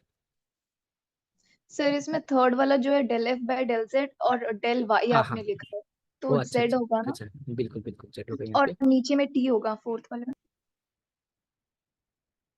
फोर्थ वाले में टी, हाँ ये तो डेल्टी ही है। ओके सर, वो जेड की तरह दिख रहा था इसमें। अच्छा अच्छा, डो जेड, और ये आपका डेल्टी, डेल एफ अपन डेल्टी इंटू डो टी। क्लियर? ये सब दैट इम्प्लाई, अगर हम इन दोनों तरफ अगर डो टी से अगर डिवाइड कर दें, तो ये कैसे दिखेगा जरा देखिए तो doh F upon dough T is equal to del F upon del x into dough x upon dough t लिख सकते हैं, and plus del F upon del Y and doh Y upon dough t लिख सकते हैं, and del F upon del Z and doh Z upon dough t लिख सकते हैं। देखिए डेल और डो में कितना कंफ्यूजन हो रहा है, this is dough T and plus del F upon del t लिख सकते हैं, क्योंकि doh t upon doh t क्या हो जाएगा, कैंसिल। इसको इक्वेशन नंबर 1 लीजिएगा। ठीक, अब इसमें अगर लिमिट ले लेगा, that imply limit dough T tends to zero time very very very small, तो क्या हो जाएगा, do F upon dough T is equal to del F upon del X. इससे तो कोई मतलब नहीं यार, del L, del F upon del X, this is del F upon del x, और limit del T, sorry do T tends to zero, this is del X, dough x upon dough t. अच्छा आप लोग लिखिए पहले, नहीं तो हम बोल बोल के गड़बड़ कर देंगे। Limit dough T tends to 0, this is 2y upon dough t, और plus del f upon del z, this is limit del dot t tends to 0, this is 2z upon dot t, and limit del t tends to 0, dot t tends to 0, del f upon del t। अच्छा यहाँ पे तो लगाने की जरूरत नहीं थी, फिर भी चलो कोई बात नहीं, लग गया तो ठीक है। यहाँ तक लाइन क्लियर है तो बताइएगा, फिर आगे बढ़ते हैं हम। Yes sir. ठीक है। अच्छा limit del T tends doh T tends जैसे 0 हुआ ये, तो हम लोग इसको क्या लिख सकते हैं, d f upon D t लिख सकते हैं। हाँ, इसको del f upon del x है तो वैसे ही लिखते हैं इसको del f upon del x, और इसको क्या लिख सकते हैं, this is D x upon D t लिख सकते हैं, इसको आंसर लिख सकते हैं। ये del F upon del Y, and इसको हम लोग क्या लिख सकते हैं, this is D Y upon D t लिख सकते हैं। And del F upon del z, इसको लिख सकते हैं हम लोग क्या, d z upon D t. लेकिन इधर डो नहीं है तो ये तो जैसे ही चले, लिमिट तो इधर लगेगा नहीं, del F upon del t. ध्यान रहे डो टी टेंस टू 0 है, डेल टी टेंस टू 0 नहीं है। इसमें तो लगाना ही नहीं चाहिए था, लेकिन लगा दिए तो कोई बात नहीं, इस पर कोई इफेक्ट नहीं पड़ेगा। इसको ही क्वेश्चन नंबर 2 दीजिएगा। इस लाइन तक कोई दिक्कत है तो बोलिएगा। ठीक है सर। ठीक है। अच्छा थोड़ा सा हम इसका नाम चेंज करते हैं, थोड़ा सा बढ़िया लगे देखने में। इसको ऐसे लिखते, this is sorry d f upon D t, this is d f upon D T. Del F upon del x को अगर हम यू बोल दें, this is D x upon D T, and plus इसको अगर वी बोल देते हैं, d Y upon D T, और इसको अगर हम डब्ल्यू बोल देते हैं, this is D z upon D T, and plus del F upon del t. Answer लिख सकते हैं वेयर, यहाँ पे साइड में लिख देते हैं where u is equal to del x upon del t, v is equal to, एक सेकेंड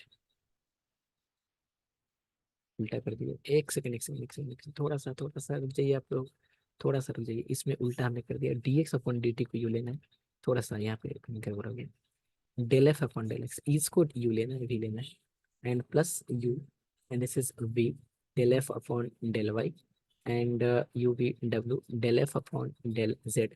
नाम चेंज कर रहे हैं बस इसका, and this is del F upon sir एक डेल टी। डाउट है।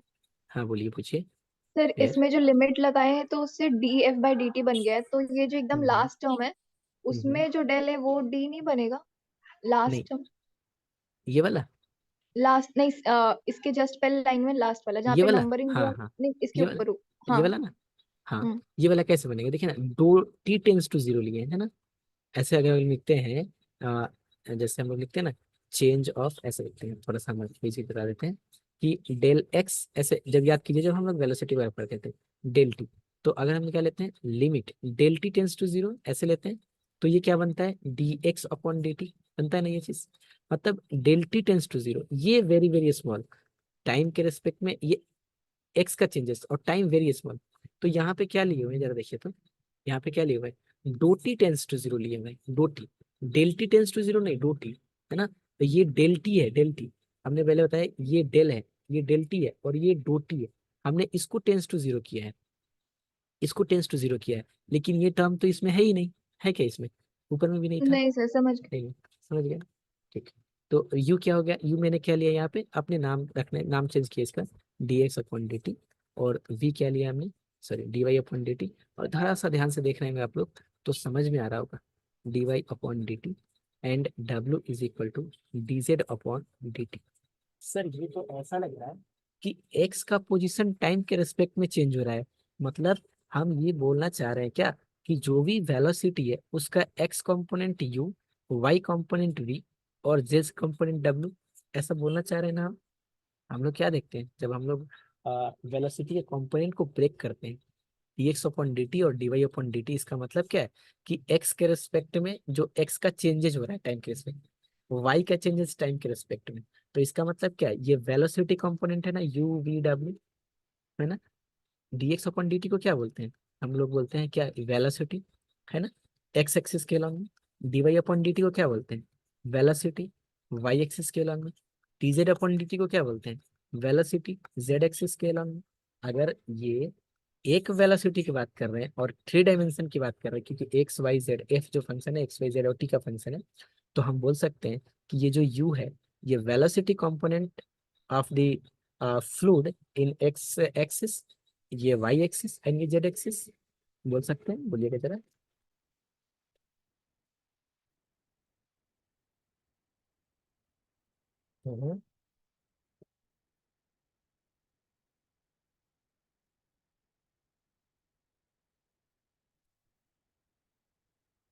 क्लियर बोल पा रहे, इसको बोल पाएंगे हम लोग यू वी डब्ल्यू को, velocity component where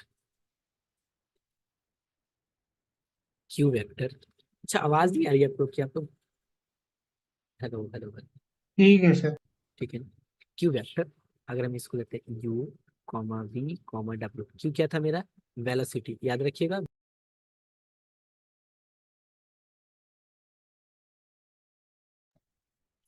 q vector को हम लोग क्या बोलते हैं? वेलोसिटी। यू वी डब्ल्यू क्या है? तो वेलोसिटी कंपोनेंट एक्स एक्सिस के लॉन्ग, वाई एक्सिस के लॉन्ग, जेड एक्सिस के long is the fluid velocity, fluid velocity at any time t. Therefore q vector is equal to ui vj and W के। थोड़ा सा आप लोग vector वाला copy निकाल लीजिएगा ना, तो वो आई कैप जे कैप के कैप, ये थोड़ा सा हिंट्स मिल जाएगा अगर ध्यान है तो। कोई बात नहीं, एक्स एक्सिस के long I cap, Y axis के long J cap, Z axis के लॉन्ग के कैप। तो हमने क्या बताया आपको कि U velocity component along X axis, तो मैंने इसको वेक्टर फॉर्म में लिखा कि U Q vector is equal to U I V J और डब्ल्यू के।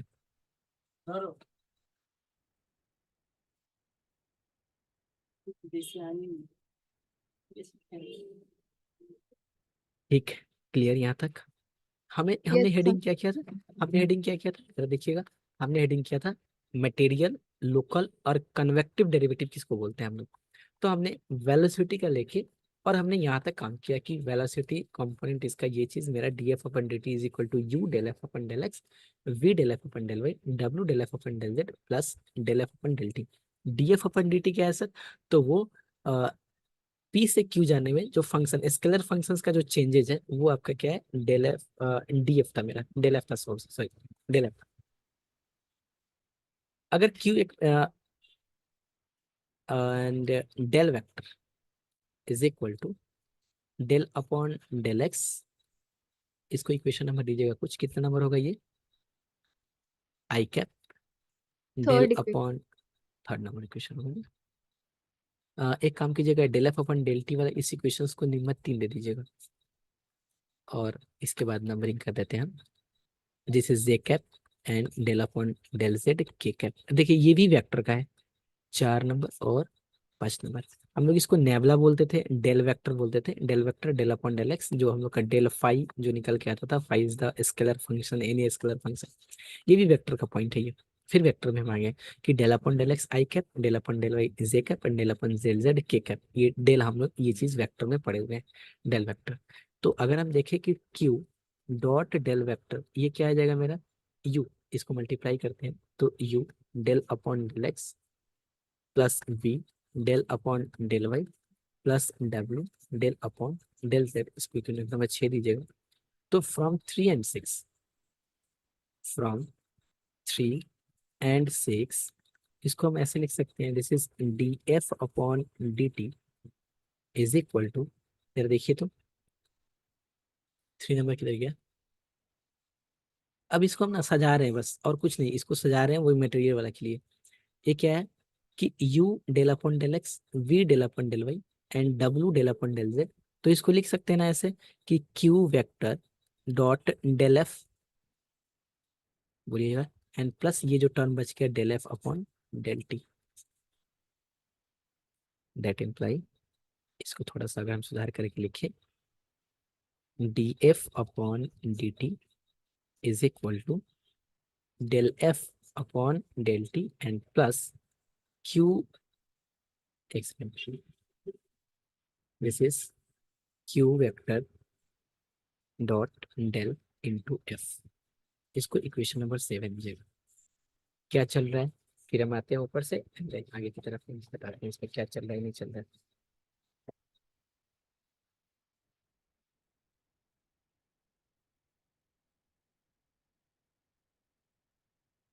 नोट करके आप ये कंफर्म कीजिएगा कि यहाँ से हो गया। हो गया सर। ठीक है।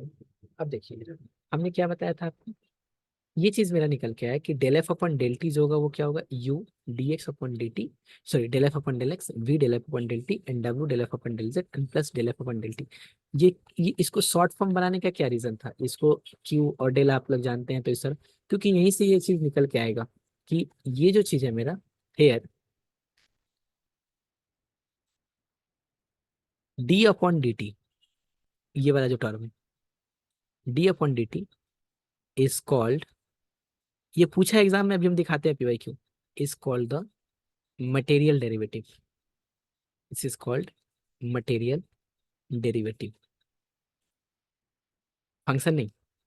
और डेल अपॉन डेल टी आप लोग नीचे लिखिएगा ना, del upon del T line से, इज कॉल्ड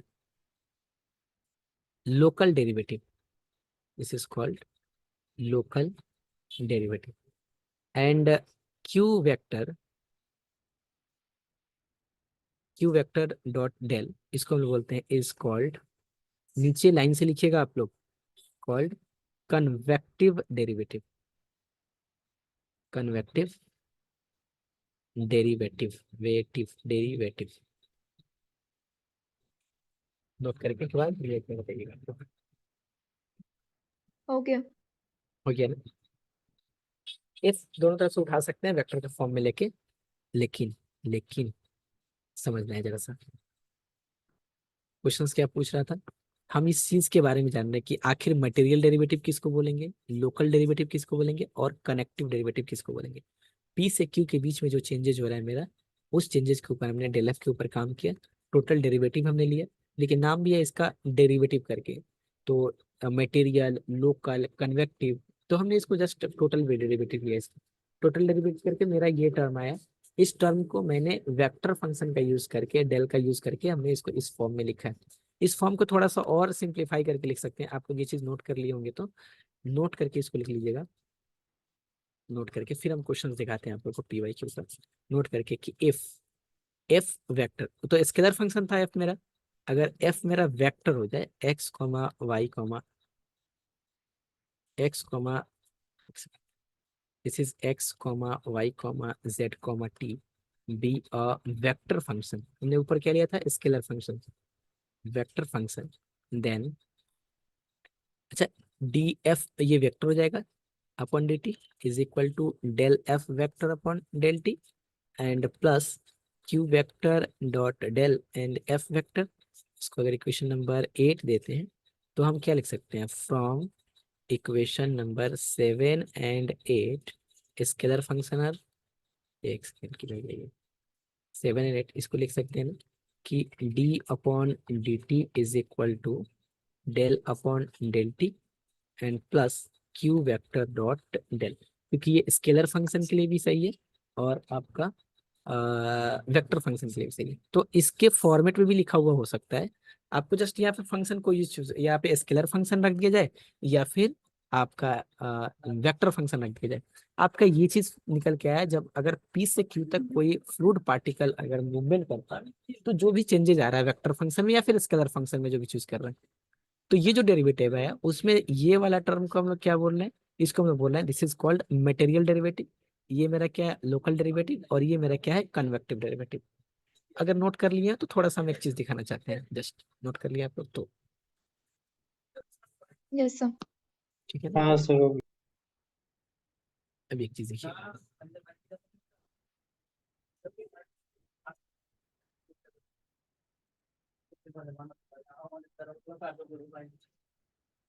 क्या पूछ रहा है कि मटेरियल डेरिवेटिव, अच्छा इसको डी अपॉन डी टी भी लिख सकते हैं और capital D upon D t लिख सकते हैं, हम इसको साइड में भी लिखा ही देते हैं, ये बुक में दोनों चीज मेंशन होता है।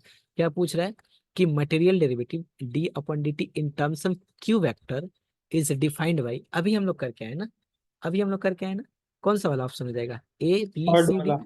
माइनस तो होगा नहीं, माइनस तो सबसे पहले काट देते हैं क्योंकि माइनस वाला चीज तो हमने दिखाया नहीं आपको, D upon D T del upon del T plus, नहीं क्यू सेकेंड वेक्टर वाला डॉट होगा। डेल, कौन सा वाला होगा, ये वाला होगा।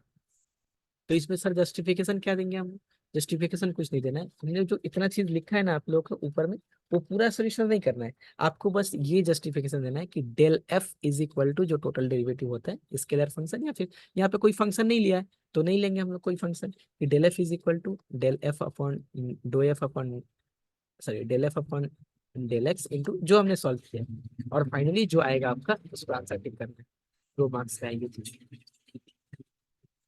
क्लियर? आगे बढ़े। यस। एक ही कॉन्सेप्ट करेंगे आज, लगभग 12-13 नंबर यहाँ से हम कंप्लीट करेंगे, और आप लोग को पीवाईक्यू साथ में कहीं पे रॉफ में करके भी रख देना है कि हाँ ये पीवाईक्यू हम लोग कर लिए ऑलरेडी। आगे बढ़ते हैं थोड़ा सा, एक्सलेरेशन की बात कर लेते हैं। अगर फ्लूइड की, हमने तो एक्सलेरेशन बता दिया आपको, वेलोसिटी बता दिया कि velocity is equal to D R vector upon D T. अच्छा ये चीज कुछ नया नहीं बताया आपको, जस्ट इसको क्यू वेक्टर से बोलते हैं, उधर बी वेक्टर बोलते थे कि velocity is equal to D R vector upon D T, इधर क्यू वेक्टर, बस यही नया है यहाँ पे, और कुछ नया नहीं बताया। ऐसा नहीं कि हाँ सर फ्लूइड डायनामिक्स में वेलोसिटी कुछ और ही रूल आ गया। एक्सेलरेशन की बात करते हैं। एक्सेलरेशन भी हमने पहले बता दिया कि A vector is equal to क्या हो जाएगा, D Q vector upon D t. लेकिन इसका अगर एक्सप्लेनेशन पूछ दे, प्रूफ करने के लिए पूछ दे, तो वो चीज़ हमें बताना पड़ेगा आप लोग को कि एक्सेलरेशन इज इक्वल टू, एक फॉर्मेट में और लिखते हैं हम लोग कि acceleration del Q upon del T. अभी हम इस पर करा देते हैं acceleration of the fluid particle.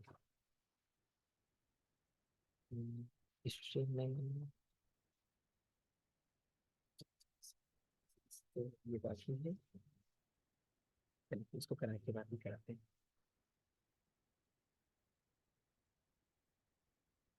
Acceleration of a fluid particle,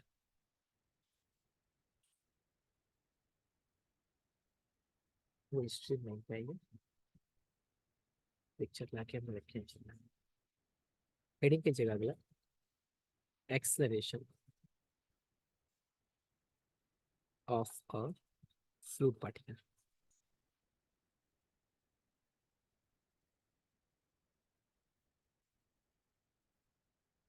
suppose fluid particles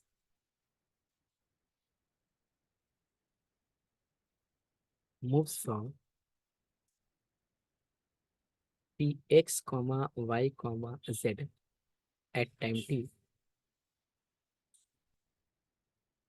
at time t to q x plus del x y plus del y। अच्छा ये सब चीज में तो मतलब दिक्कत नहीं होना चाहिए, क्योंकि ये सब चीज हम लोग खूब मैकेनिक्स में पढ़े थे।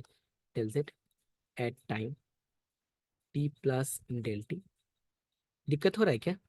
Late q vector is equal to u v w u I cap plus v z cap plus w k cap be the velocity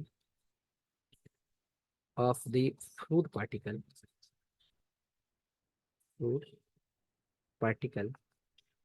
at p, and q plus del q be the velocity of the same fluid particle at q, particle at q, then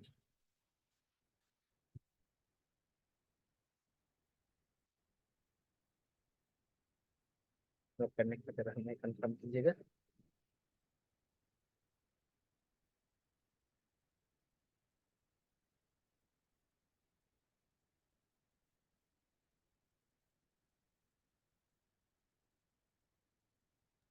हो गया sir. अच्छा हम लोग क्या जानते हैं, acceleration का मतलब कि वेलोसिटी का changes with respect to time T. तो हम बोल रहे हैं कि ये p है और ये q है। q वेलोसिटी हमने लिया, u i j के क्या लिया मैंने, velocity component along x axis along y axis along z axis. तो हम बोल रहे हैं कि p पॉइंट पे इसका वेलोसिटी q था, और q पॉइंट पे इसका velocity q plus del q हो गया। ये देखते हैं ना क्या होता है। पोजीशन वेक्टर देखते हैं कि r वेक्टर p पॉइंट पे था r वेक्टर, और q पॉइंट पे हो गया r plus del r vector. Time कितना लगा, तो टाइम लगा है मेरा t प्लस, यहाँ से यहाँ तक जाने में डेल टी टाइम लगा है, यहाँ से यहाँ तक जाने में भी कितना टाइम लगा है इसको, डेल टी टाइम लगा है। तो टाइम के रेस्पेक्ट में जो चेंजेज होता है उसके हम लोग क्या बोलते हैं, एक्सेलरेशन बोलते हैं। तो इसको अगर हम टोटल डेरिवेटिव के हिसाब से देखें तो डो क्यू इज इक्वल टू क्या लिखते हैं, डो Q vector is equal to, आप लोग अपने अपना हिसाब से भी लिख सकते हैं कि del Q vector upon Q किसका फंक्शन है, एक्स का, वाई का, जेड का। तो क्या लिख सकते हैं, डो क्यू अपॉन डो X into dough X plus del Q upon del Y into dough Y and plus डो Q vector upon, sorry del है ये, दिस इज डो Z and plus del Q vector upon del T into dough T. अगर इसको हम divide कर दें डो टी से, डो Q vector upon dough T is equal to del Q vector upon del X, dough x upon dough T, डो Q vector upon, इसको ना बोलने में बड़ा दिक्कत है, डो T, del Q vector upon del Z, डो Z upon dough T, del Q vector upon del T. ये हटा दिया हमने। फिर से लिमिट ले लेते हैं दोनों तरफ, time very small, limit del T tends to zero, del X डो है यहाँ, दिस इज डो Q vector upon dough T is equal to del Q vector upon del X, limit dough T tends to zero, आप लोग अपने हिसाब से लिखिएगा ना, और फिर यहाँ पे मैच कर लीजिएगा, एंड प्लस डो Q vector upon del Q vector upon del Y and this is limit del T tends to zero, डो Y upon dough T, del Q vector upon del Z, limit dough T tends to zero, डो Z upon dough T and plus del Q vector upon del T. Limit जैसे ही हमने इस पे लगाया तो ये वाला टर्म मेरा क्या हो गया, that imply D Q vector upon D T and is equal to D del Q upon del x into D x upon D T plus del Q vector upon del Y and this is D Y upon D T and plus del Q vector upon del Z. ध्यान रहे exam में इसका explanation पूछ सकता है कि find the acceleration of the fluid particle या फिर velocity of the fluid particle, तो आपको ये सब करके दिखाना है। ये लिख सकते हैं this is D z upon D T, यहाँ पे गड़बड़ हो गया ना, this is T D T, और ये तो जैसे है वैसे ही। नया टॉपिक है, बहुत ही सिंपल सिंपल क्वेश्चन आ रहे हैं, मतलब इजिली इसको टैकल किया जा सकता है, अच्छे मार्क्स इसमें लाया जा सकता है। इसको हम ऐसे लिखते हैं, D Q upon D T भी लिख सकते हैं, या फिर हमने जस्ट इसके पिछले वाले में नहीं लिखा था, बहुत जगह में इसको ऐसे भी लिखा जाता है, capital D upon capital D T, D को है ना, सिर्फ डी को, ये वाले सिर्फ लेफ्ट हैंड साइड वाले को, इधर सब में नहीं, D x upon D T सब में नहीं, जस्ट इसको। या फिर आप इसको ऐसे भी लिख सकते हैं, this is D Q vector upon D T, जैसे अभी क्वेश्चन में लिखा हुआ था जो पीवाई क्यू वाले में, इसको हम लिख सकते हैं U, this is D del Q vector upon del X, Q क्योंकि ये वेलोसिटी कंपोनेंट है along एक्स एक्सिस, ये velocity component Y, velocity component along Z, इसको हमने क्या नाम दिया, यू वी और जेड, पहले भी हमने लिख चुका है इसको, del Q vector upon del Y, और ये W del Q vector upon del Z and plus del Q vector upon del T. इसको हम ऐसे भी लिख सकते हैं, this is the that imply D Q vector upon D T, या फिर ये वाला D Q vector upon D T is equal to, इसको अगर फिर हमने अगर नेबला का यूज किया या फिर डो ऑपरेटर का, डेल ऑपरेटर का, तो इसको लिख सकते हैं del Q vector upon del T, और इस पूरे टर्म को क्या लिख सकते हैं, फिर से वो चीज़ ध्यान कीजिएगा, ये हम लोग बहुत बड़े मतलब बहुत किए होंगे इस चीज़ को, कि अगर मेरा क्यू वेक्टर है और ये मेरा नेबला वेक्टर है, तो क्यू वेक्टर क्या आपका U I and plus V J and plus W K, आप लोग अगर एक बार देख लेंगे तो बहुत बहुत अच्छा रहेगा, नहीं तो हम फिर हमें बोलना पड़ेगा, this is del x upon del I और del Y, del upon del Y J cap and del upon del Z के कैप, है ना। तो अगर इसको आई आई के साथ मल्टीप्लाई करेंगे तो ये क्या हो जाएगा, U del upon del X, this is U del upon del X and plus B del upon del Y and plus W del upon del Z. हम क्या सोचे हैं कि जैसे जैसे साथ साथ कंसेप्ट आता जाएगा हम बताते जाएंगे आप लोगों को, ऐसा ठीक रहेगा ना। तो इसको हम लोग क्या लिख सकते हैं, this is Q plus Q vector and dot, और ये जो क्या आपका, this is Q vector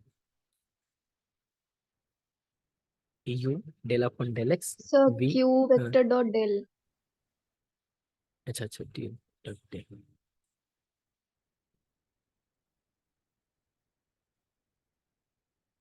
Q vector dot Q vector, ठीक। तो ये मेरा क्या रहेगा, जैसे इम्प्लाई, इसको हम दैट इम्प्लाई लिख सकते हैं कि acceleration D Q upon D T, velocity का टाइम के रिस्पेक्ट में चेंज, एक्सेलरेशन दो Q vector upon del Q vector upon D T and plus Q vector and plus del into dot Q vector into एक dot Q. Sir अभी आपने acceleration बताया था ये चीज, कि acceleration is equal to D Q vector upon D T, यही बताया था ना अभी जस्ट हमने थोड़ा देर पहले, acceleration D Q vector upon D T. देखिएगा जरा ध्यान से, तो इसी का टोटल डेरिवेटिव लिखे हुए हैं, D Q vector upon D T, तो is equal to D Q vector upon D T, इसी का ये टोटल डेरिवेटिव है। जैसे डी ऑफ एफ लिखते हैं ना, डी ऑफ एफ को क्या लिखते हैं, del F upon del X, F जिसका जिसका फंक्शन होता है del F upon del Y, यही चीज है, दोनों सेम ही चीज है ये क्या आपका well, sorry, acceleration, acceleration of fluid particle. हमने अभी दो चीज बताया, एक वेलोसिटी, एक एक्सेलरेशन, और कुछ बताया क्या, हाँ मटेरियल, लोकल डेरिवेटिव और कन्वेक्टिव डेरिवेटिव। चलिए यहाँ से थोड़ा आगे, या फिर थोड़ा सा देखेंगे आप लोग कि यहाँ ऊपर से क्या हो रहा है, पर चेक कर लीजिए। एक्सेलरेशन, ये सब करेंगे, सब कन्वर्सेशन करेंगे, एक बार देख लीजिए आप लोग तब तक।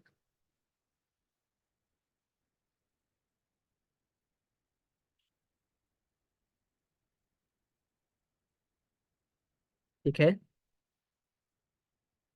Yes sir.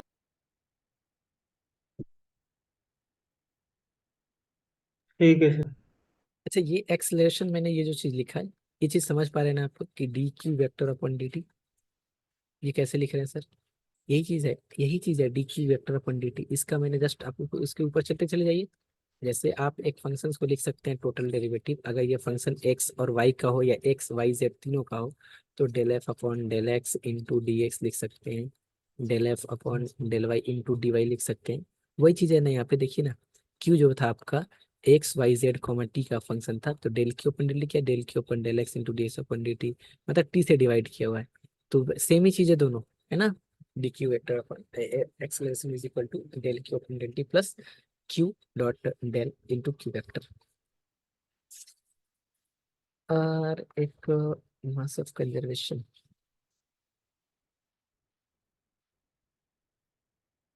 इसको कराएंगे।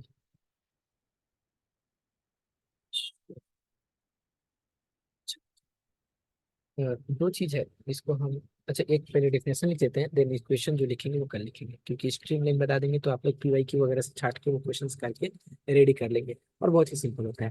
पहले हेडिंग कीजिएगा इक्वेशन। अच्छा एक उसके पहले हम एक चीज बता देते हैं आप लोगों को,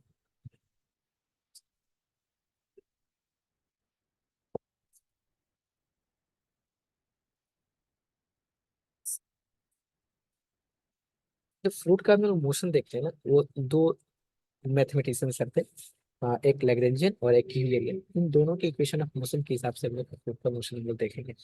तो एक हेडिंग के लिए जाएगा, फिर उसके बाद equation continuity conservation of mass देखेंगे हम लोग, कि methods of describing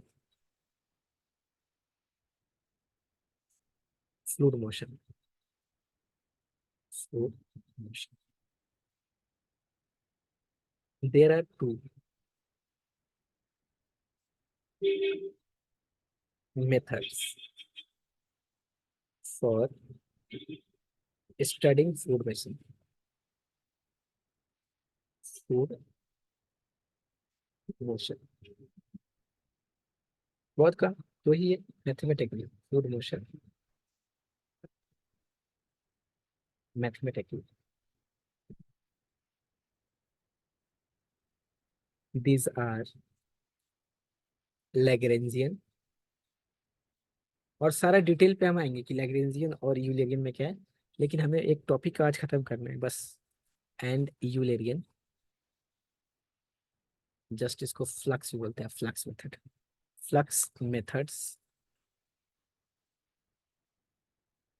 and refer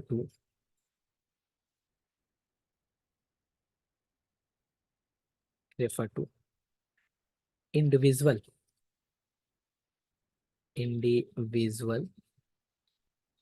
time rate of change, time rate of change, inverted coma के अंदर लिखिएगा, एंड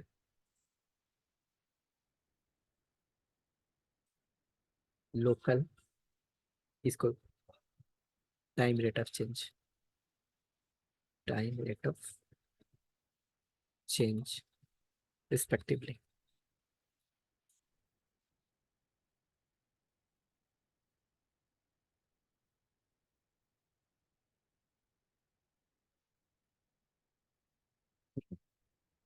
जो भी हम लोग मोशन के ऊपर डिस्कस करेंगे, जो भी हम लोग का फ्लूइड मोशन में है, फ्लूइड का मोशन का जो भी हम लोग डिस्कस करेंगे, दो टाइप के करेंगे, एक लैग्रेंजियन और एक यूलेरियन। और पूरा क्वेश्चन ये लैग्रेंजियन और यूलेरियन पे भरा हुआ है, पूरा पूरा का पूरा। लेकिन इसको आराम से ठंडे दिमाग से हम करेंगे, एक दिन में एक लैग्रेंजियन और एक दिन में एक यूलेरियन, सारा उसके ऊपर कॉन्सेप्ट क्या है, दोनों में रिलेशन है क्या, दोनों में अलग है नहीं है, दोनों को बात करेंगे। लेकिन आज हमको बस स्ट्रीम लाइन को जैसे भी करके आप लोग का निकाल देना है, स्ट्रीम लाइन में भी हो सके तो बात करेंगे। टाइम तो बहुत तेजी से भाग रहा है कि इतने स्पीड को कहीं नहीं जाना चाहिए था। चलिए थोड़ा सा हम देखते हैं इक्वेशन ऑफ कंटिन्यूटी। लेकिन लेकिन हाँ देखिए इसको, equation of continuity, conservation of mass, conservation of मास कुछ नहीं है, वही एनर्जी, नहीं तो हम लोग क्या कर सकते हैं, क्रिएट कर सकते हैं, नहीं डिस्ट्रॉय कर सकते हैं, वही चीजें यहाँ पे लग रहा है। जैसे क्या है इसमें देखते हैं कि the law of conservation of mass, conservation of mass state that the fluid mass can be neither created nor destroyed in continuous motion, or use continuous motion. The equation of continuity, the equation of continuity express the fact that the increase in the mass of the fluid, the increase in the mass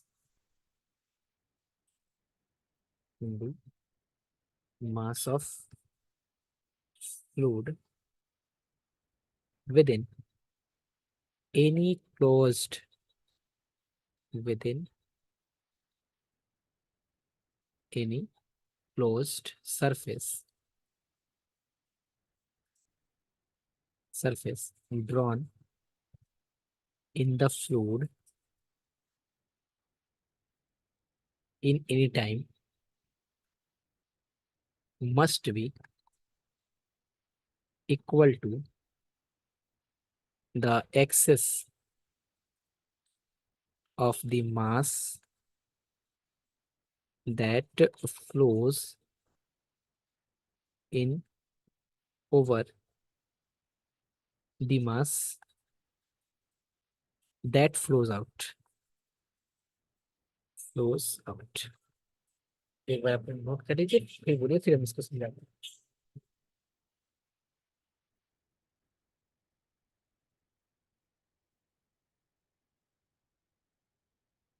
हो गया।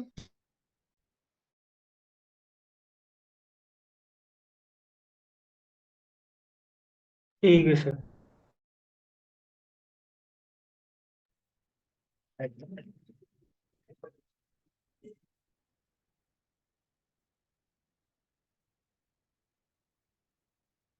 क्या बोलता है equation of continuity और conservation of mass? Simple सी चीज है। मान लेते हैं कि ये कोई आपका पास बर्तन है और इधर से कुछ फ्लूइड अगर फ्लो हो रहा है, तो ध्यान रखना है, सिंपल से यही बोलना चाह रहे हैं कि जितना फ्लूइड ऑफ मास इधर से फ्लो आउट होगा, जितना फ्लो या फिर जितना फ्लो इन होगा उतना ही फ्लोज आउट होगा। यानी कि flows in equal to, final हम ये बोलना चाहते हैं कि flows in is equal to क्या होगा आपका, फ्लोज आउट होगा। फ्लोज आउट होगा। क्या बोल रहा है, एक बार देखते हैं, पढ़ते हैं। क्या बोल रहा है कि the law of conservation of mass state that the mass can be neither created nor destroyed. ये मास अगर आप इधर इंक्रीज कर रहे हैं तो उतना ही मास फिर से क्या होगा, उतना ही मास ऑफ फ्लूइड क्या होगा आपका, फ्लोज आउट होगा। बोला इन कंटिन्यूअस मोशन, मोशन कंटिन्यूअस अगर हो रहा है इसमें, the equation of continuity specified that the increase in the mass of fluid within any closed surface drawn in the fluid anytime t must be equal to excess of the mass, excess sx जो आप इसमें add कर रहे हैं, excess of the mass that flows in over the mass that flows out। यानी कि एक line की बात सर इसमें ये बोलना चाह रहा है कि ये क्या होगा सर, कि मास जो होगा ना, flows in is equal to क्या होगा आपका, फ्लोज आउट होगा फ्लूइड की। इसको बहुत जरूरी चीज है ये चीज। इसके ऊपर जितना भी हम equation of continuity by Euler's by Lagrangian, उसके बाद जो भी इसका टाइप वगैरह है, इनके सारे के ऊपर हम लोग काम करेंगे। सब में ये चीज आएगा कि जितना फ्लूइड एक्सेस हो रहा है, जितना फ्लूइड इन आ रहा है, उतना ही फ्लो से आउट होगा आपका। यानी कि नहीं तो हम मास को इंक्रीज कर सकते हैं, ना ही डिक्रीज कर सकते हैं अगर फ्लूइड कंटिन्यूअस मोशन में है। इन continuous motion, close surface, continuous motion, neither flow, जो फ्लोज इन होगा वो फ्लोज आउट होगा। ये बताना सिर्फ इसलिए जरूरी है कि इसके ऊपर हम लोग इतना इक्वेशन बनाएंगे अभी। मोशन जो फ्लो का जो मोशन होगा, वेलोसिटी का जो, वो चीज के ऊपर की। अब अगला जो हेडिंग है हम लोग का, equation of continuity by Euler's method. लेकिन इसको कराएंगे तो फिर मेरा आज का टॉपिक नहीं हो पाएगा, इसलिए अभी अब स्ट्रीमलाइन कराते हैं। बहुत ही सिंपल सा टॉपिक है, जहाँ से क्वेश्चंस आप लोग अभी पूरा जितना पीवाई क्यू आया होगा वहां से तो 5 नंबर का कम से कम एक स्ट्रीमलाइन का क्वेश्चन होगा, उसमें 5 लाइन ऐड कर दिया होगा। तो थोड़ा सा स्ट्रीमलाइन देख लेते हैं एंड देन उसके बाद क्लास एंड करते हैं आज। स्ट्रीम लाइन, इसको साथ में लिख सकते हैं, स्ट्रीम लाइन। तो एक लाइन में हम समझाना चाहते हैं आपको, जस्ट उसके बाद हम लिखेंगे उसको। कि मान लेते हैं कि कोई फ्लूइड पार्टिकल है, तो फ्लूइड पार्टिकल मूव कर रहा है, जैसे ऐसे ऐसे मान लेते हैं मूव कर। तो बोल रहा है कि स्ट्रीम लाइन वो कर्व है। एक सेकेंड फिर देखते हैं कि मान लेते हैं कि इसमें फ्लूइड आपका मूव कर रहा है, ये फ्लूइड आपका मूव कर रहा है इसमें। अभी पिक्चर भी दिखाएंगे, थोड़ा सा समझ लीजिए आप लोग, समझ लीजिएगा तो थोड़ा चलिए। बोला है कि स्ट्रीम लाइन वो कर्व है, स्ट्रीम लाइन ये मान लेते हैं ये कर्व है कोई। बोला कि वो कर्व जिसपे अगर हम टेंजेंट ड्रॉ करें, इस पे अगर हम टेंजेंट ड्रॉ करें, इस पे अगर हम टेंजेंट ड्रॉ करें, अगर इसके कोलिनियर, इसके टेंजेंट के कोलिनियर जो भी वेलोसिटी होगा, जो भी वेलोसिटी होगा, जो भी वेलोसिटी होगा, इसको हम लोग बोलेंगे स्ट्रीम लाइन।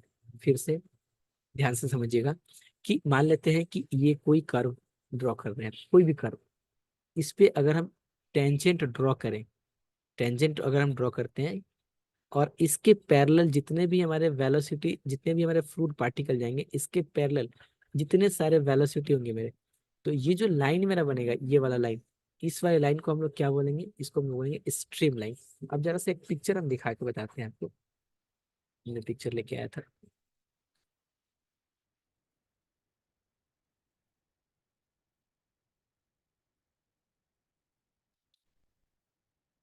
हाँ,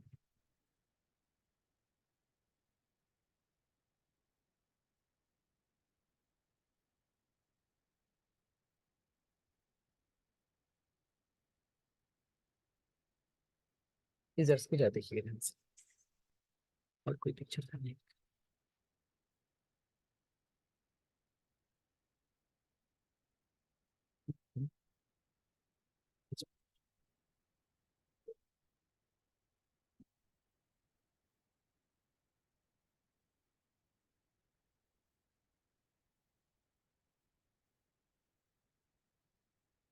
Just ये।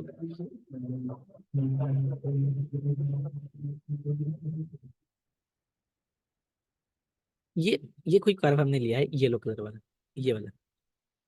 ये मैंने कोई येलो कलर का कर्व दिया है, इसके टेंजेंट के ऊपर हमने कोई इस कर्व के ऊपर, ये जो कर्व है ब्लू कलर वाला, इसके ऊपर हमने एक टेंजेंट ड्रॉ किया है। उस टेंजेंट को मैंने क्या नाम दिया, ये रेड कलर वाला ये टेंजेंट है।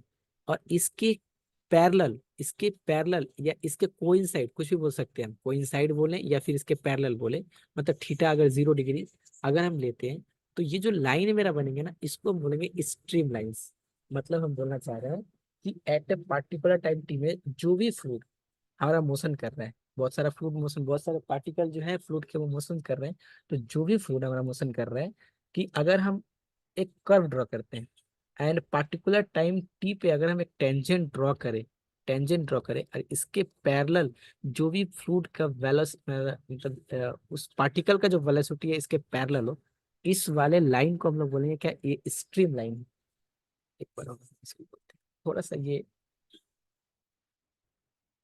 ये मेरा कोई कर्व है, ये कोई कर्व है, और ये मान लेते हैं वेलोसिटी है क्यू वेक्टर। किसका किसका वेलोसिटी है ये फ्लूइड एक पार्टिकल हमने लिया है उसका वेलोसिटी है। फिर से ये क्यू वेक्टर क्यू वेक्टर क्या है, तो एक फ्लूइड पार्टिकल हमने लिया, वो फ्लूइड पार्टिकल का वेलोसिटी है, फ्लूइड पार्टिकल का वेलोसिटी है। लेकिन ये किस कर्व के पैरेलल है, तो एक मैंने कर्व ड्रॉ किया था, इस कर्व के इसके ऊपर हमने टेंजेंट ड्रॉ किया, इसके पैरेलल है या फिर कोइंसाइड कर रहा है, कोइंसाइड कर रहा है कोइंसाइड कर रहा है एक पार्टिकल टाइम टी पे, T is equal to T1 पे जितने भी फ्लूइड पार्टिकल्स हैं उसकी वेलोसिटी जो है ना, वेलोसिटी डायरेक्शन, मतलब जिस लाइन को कोइंसाइड करेगी टेंजेंट लाइन को, उसको हम लोग क्या बोलेंगे, स्ट्रीम लाइन बोलेंगे। समझ में आ रहा है? फिर से बोलिए तो, ये आप क्या फिर से बोले? लिखिए, एक कर्व ड्रॉ करते हैं जस्ट ए से। ये क्या है, वी वेलोसिटी है, सॉरी क्यू वेलोसिटी यहाँ पे बोलते हैं, इसको क्यू बोलते हैं। ये एक फ्लूइड पार्टिकल हमने लिया है, फ्लूइड पार्टिकल लिया, उसका वेलोसिटी है, फ्लूइड पार्टिकल का वेलोसिटी, फ्लूइड पार्टिकल का वेलोसिटी। कोई दिक्कत यहाँ पे, एट टाइम टी पे हम चेक कर रहे हैं, ध्यान रखते हैं टी पार्टिकुलर टाइम पे, यहाँ पे ये लिख लीजिए इसको, पार्टिकुलर टाइम पे। ठीक ठीक ठीक है, क्लियर है, ये चीज क्लियर है। तो बोले इस कर्व के ऊपर, कर्व के साथ रिलेशन क्या है बताते हैं। इस कर्व के ऊपर अगर हम इस पॉइंट पे at time T is equal to T1 पे, इसलिए मैंने पहले लिखा है, अगर हम टेंजेंट ड्रॉ करें तो टेंजेंट कैसा होगा, कुछ ऐसा होगा ना, यही होगा ना, इसी पे टेंजेंट यही होगा ना, इसी पॉइंट पे time T is equal to T1 पे देख रहे हैं टेंजेंट। तो इस टेंजेंट यानी येलो कलर पे इसके पैरेलल जितने सारे लाइन होंगे इन सबको हम लोग क्या बोलेंगे, स्ट्रीम लाइंस बोलेंगे। जितना सिंपल सा है, ठीक है, मतलब समझ गए। मतलब हम ये बोलना चाहते हैं कि एक कर्व ले रहे हैं, कर्व क्या है नहीं है वो चीज देखते हैं अभी हम। एक कर्व ले रहे हैं, उस कर्व के ऊपर एक टेंजेंट ड्रॉ करते हैं at time T is equal to T1 पे, और उसको कोइंसाइड करते हुए जितना सारा पार्टिकल जा रहा है, वेलोसिटी पैरेलल बोल सकते हैं, कोइंसाइड करके जो रहे हैं, जितना सारा वेलोसिटी जा रहा है फ्लूइड पार्टिकल का, उन सारे लाइन को हम लोग क्या बोलेंगे, this is called stream lines. जैसे हम अगर इसका डेफिनेशन लिखिए गया, डेफिनेशन लिखने के ज्यादा क्लियर, देखिए यहाँ पे देखिए, ये V1 velocity, V2 velocity, V3 velocity at time T1, time T2 या फिर time T3, any particular time T पे हम अगर हम देखें, इसके नीचे भी कुछ लिखा होता है, यहाँ पे एक एक थोड़ा सा इसको लिखते फिर और ज्यादा क्लियर हो, मे भी नहीं होगा तो फिर बोलिएगा आप लोग। डेफिनेशन लिखने के लिए भी आता है इसका ना, stream line,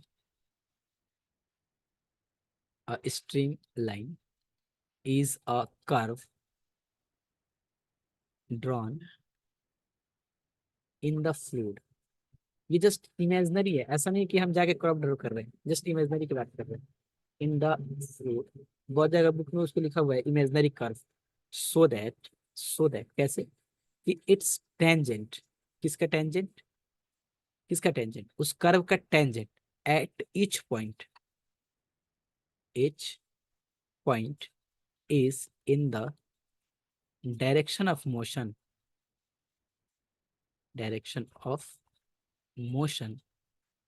that is fluid velocity velocity at that point, let r vector is equal to xi, yj and zk be the position vector position vector of any point p, of any point p on a straight line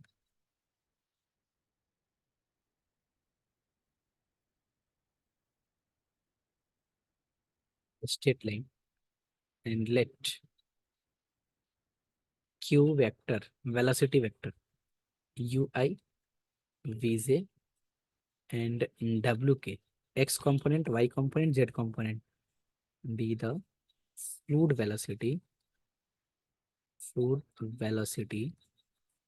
at p। अब जरा सा यहाँ तक लिखिए जरा, फिर हम आते हैं।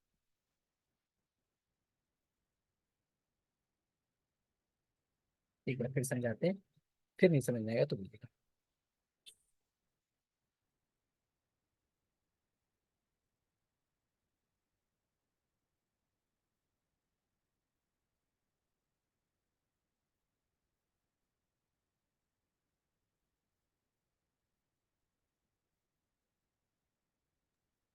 सर सेकेंड वाला क्यू होगा क्या कि पी में ही है? सेकंड वाला क्या है?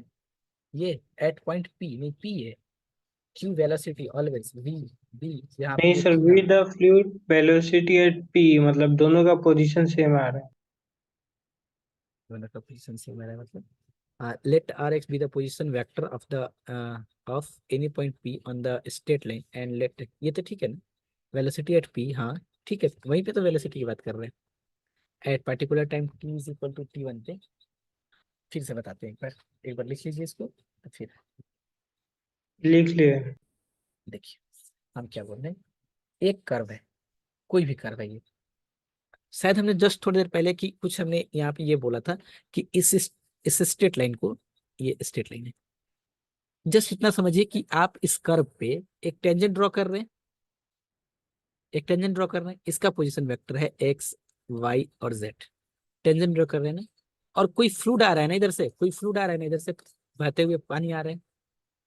अब जो बहते हुए पानी आ रहा है तो जो मतलब जो भी फ्लूइड पार्टिकल इसके पैरेलल होगा, जो फ्लूइड पार्टिकल इसके पैरेलल होगा, किसके, कि आपने जो कर्व ड्रॉ किया है उसके एट ए पॉइंट पी पॉइंट पे, कोई भी पी पॉइंट ले लेते हैं, पी पॉइंट का जो पोजीशन वेक्टर है एक्स वाई जेड, इस पे जो टेंजेंट ड्रॉ किया है और इसके पैरेलल किसके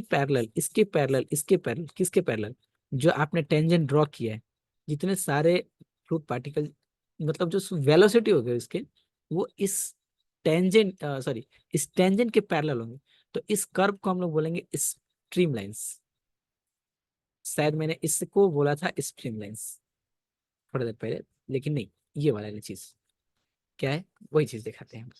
क्या बोल रहा है कि stream line is a curve, बहुत जगह लिखा हुआ है ये चीज, इमेजिनरी कर्व, मतलब फ्लूइड के अंदर एक curve drawn in the fluid so that it's tangent at each point, मतलब ईच पॉइंट पे, हम जस्ट एक पार्टिकुलर पॉइंट पे ले रहे हैं, at each point,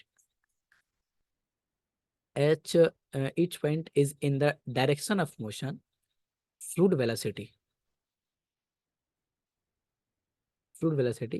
at that point, let r x I y j z k be the position vector of at point p on a straight line and let q vector is equal to this with the fluid velocity at p। Then हम क्या बोल सकते हैं वो चीज बताइए, मतलब कुछ नहीं, हम बताते हैं आप लोगों को क्या होने वाला है। कि ये जो फ्लूइड आपका जो बह रहा है ना, एक किसी मतलब एक पाइप समझ लीजिए या किसी भी पाथ समझ लीजिए, इसमें जो ये फ्लूइड बह रहा है, ये ये ये ये जो फ्लूइड बह रहा है ये, तो इसका जो कर्व बन रहा है ना, कर्व कर्व और जो भी कर्व बन रहा है ये ऐसे, या फिर जो भी कर्व बन रहा है, तो इसके हर एक पॉइंट पे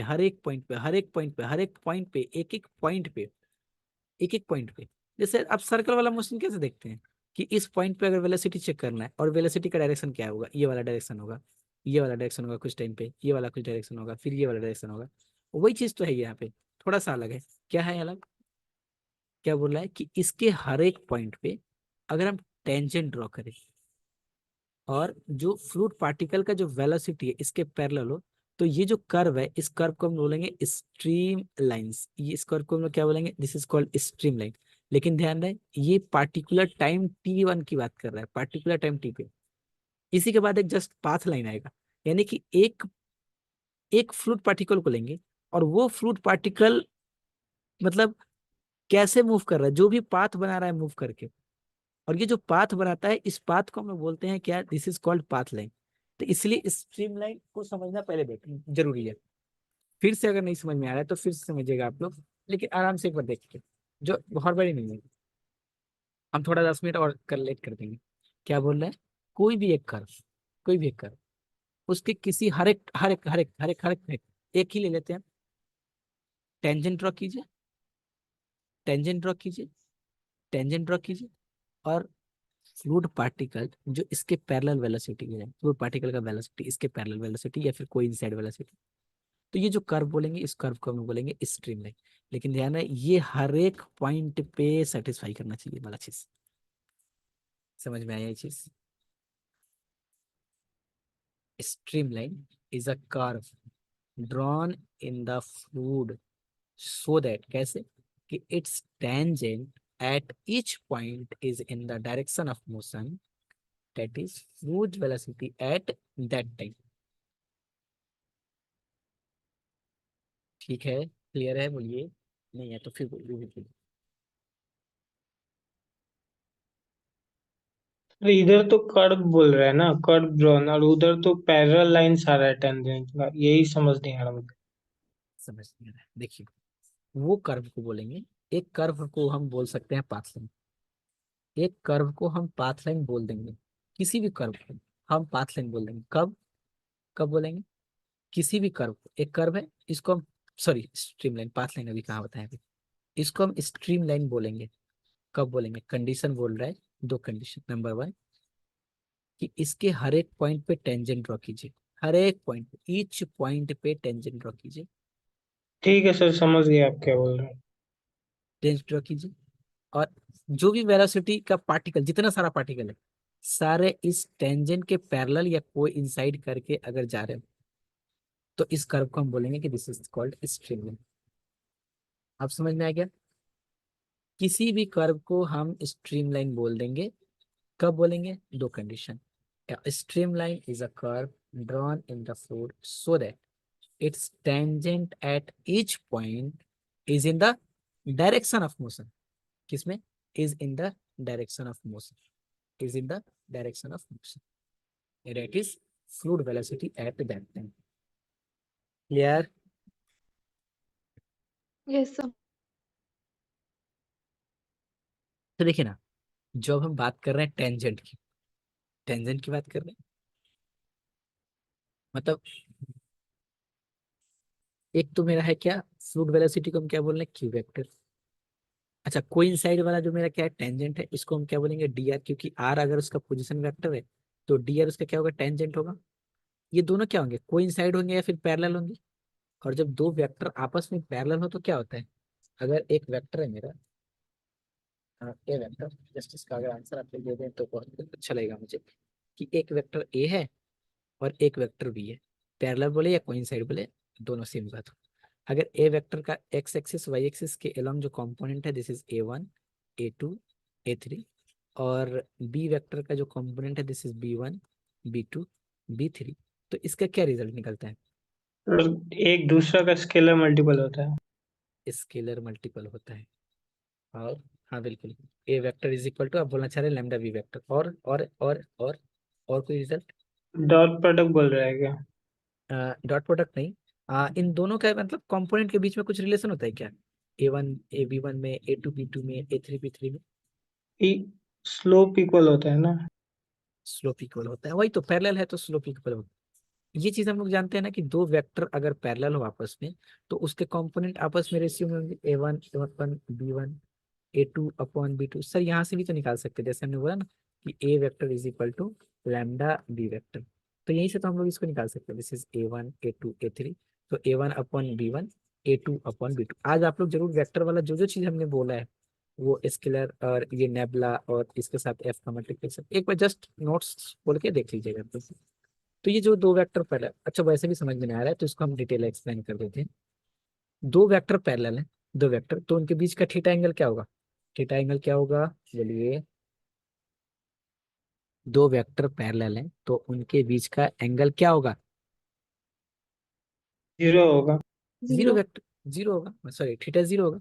तो अगर इसका क्रॉस प्रोडक्ट देखिए, एक मेरा है क्यू वेक्टर जो वेलोसिटी है, और डी आर वेक्टर क्या है मेरा, जो मेरा इसका टेंजेंट है, ये दोनों आपस में पैरेलल है। तो पैरेलल है तो क्या हो जाएगा, ये इसको हम लोग this is V, sorry Q, this is Q D R, और साइन थीटा लिख सकते हैं, बोलिए हाँ। थीटा तो जीरो है, तो इसको हम ऐसे लिख सकते हैं कि क्यू वेक्टर, इसको डायरेक्ट भी लिख सकते थे पैरेलल था तो, and cross D R vector this is zero. क्यों? Since theta is equal to zero, because Q vector and D R vector are parallel.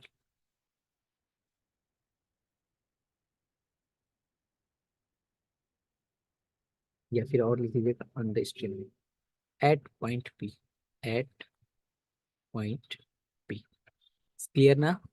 तो इसको अगर हम लिखना चाहें तो कैसे लिख सकते हैं? Cross product I, this is J and this is K. क्यू मतलब क्या? U we W. डी लेयर मतलब क्या? This is D X, this is D Y and this is D Z, and this term is equal to zero. हो गया है मेरा काम। That imply V D Z W D Y I cap W D X minus, class थोड़ा लंबा ही रहेगा आप लोगों का तो थोड़ा सा एडजस्ट कीजिएगा आप लोग, and u d y v d x. Sir कितने देर का होगा? अभी लगभग 5-10 मिनट और चलाते हैं। ओके थोड़ा सर। सा, थोड़ा सा घर पे आप लोग भी पढ़ के आइए, है ना। इधर क्या आपका जीरो है तो इसको हम लोग लिख सकते हैं v D z minus. Next class में ये कंप्लीट रेडी रहना चाहिए सब, है ना। नहीं तो हम बहुत फ्लूइड काइनेमेटिक्स सब फ्लूइड्स हम बहुत जल्दी खत्म करेंगे। हमको जहाँ तक लग रहा है कि फोर्थ सेमेस्टर स्टार्ट होने से पहले लगभग इसका 50% पोर्शन हम कंप्लीट करा देंगे आप लोगों का। डब्ल्यू डी एक्स और u d z is equal to zero, and u d Y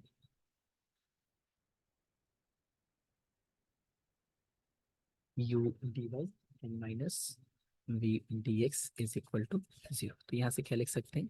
late imply d Y upon v is equal to d z upon W.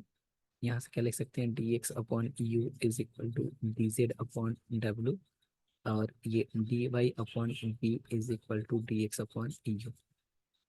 तो फाइनली हम क्या बोल सकते हैं? This is D x upon u d Y upon v and d z upon डब्ल्यू। Finally हमें तो यही चीज बताना था, वो सब चीज तो बस बड़ी बड़ी बातें थी।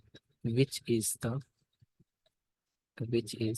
The equation of stream lines, बस। अच्छा ये बताइए कि ये यू वी डब्ल्यू क्या है? यू वी वेलोसिटी डब्ल्यू, कंपोनेंट। बस। आप तो कुछ नहीं करना है। एक और लिखते हैं path line.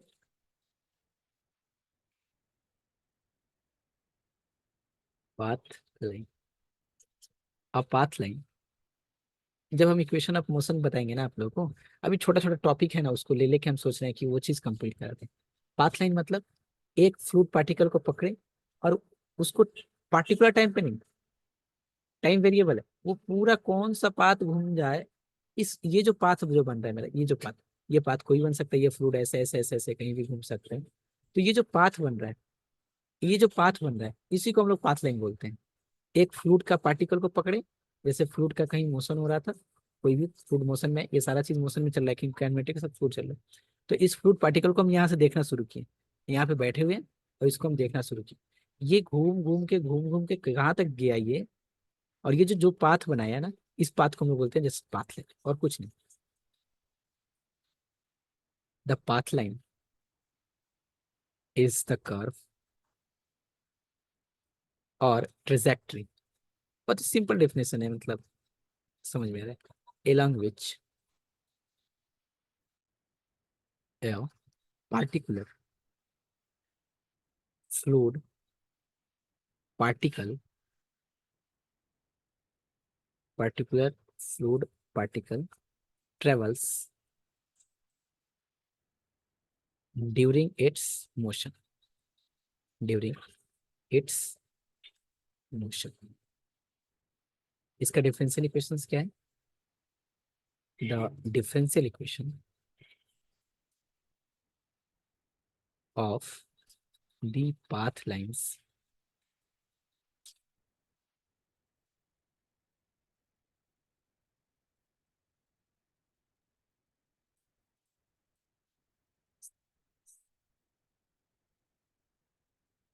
the equation of the path lines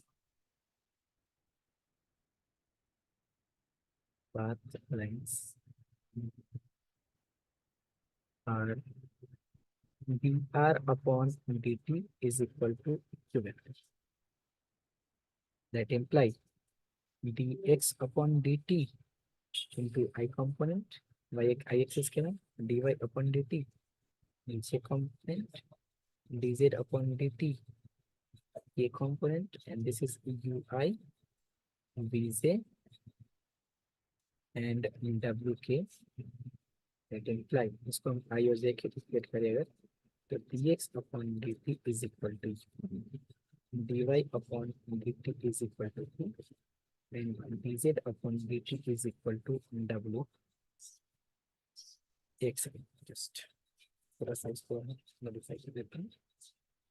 ठीक है,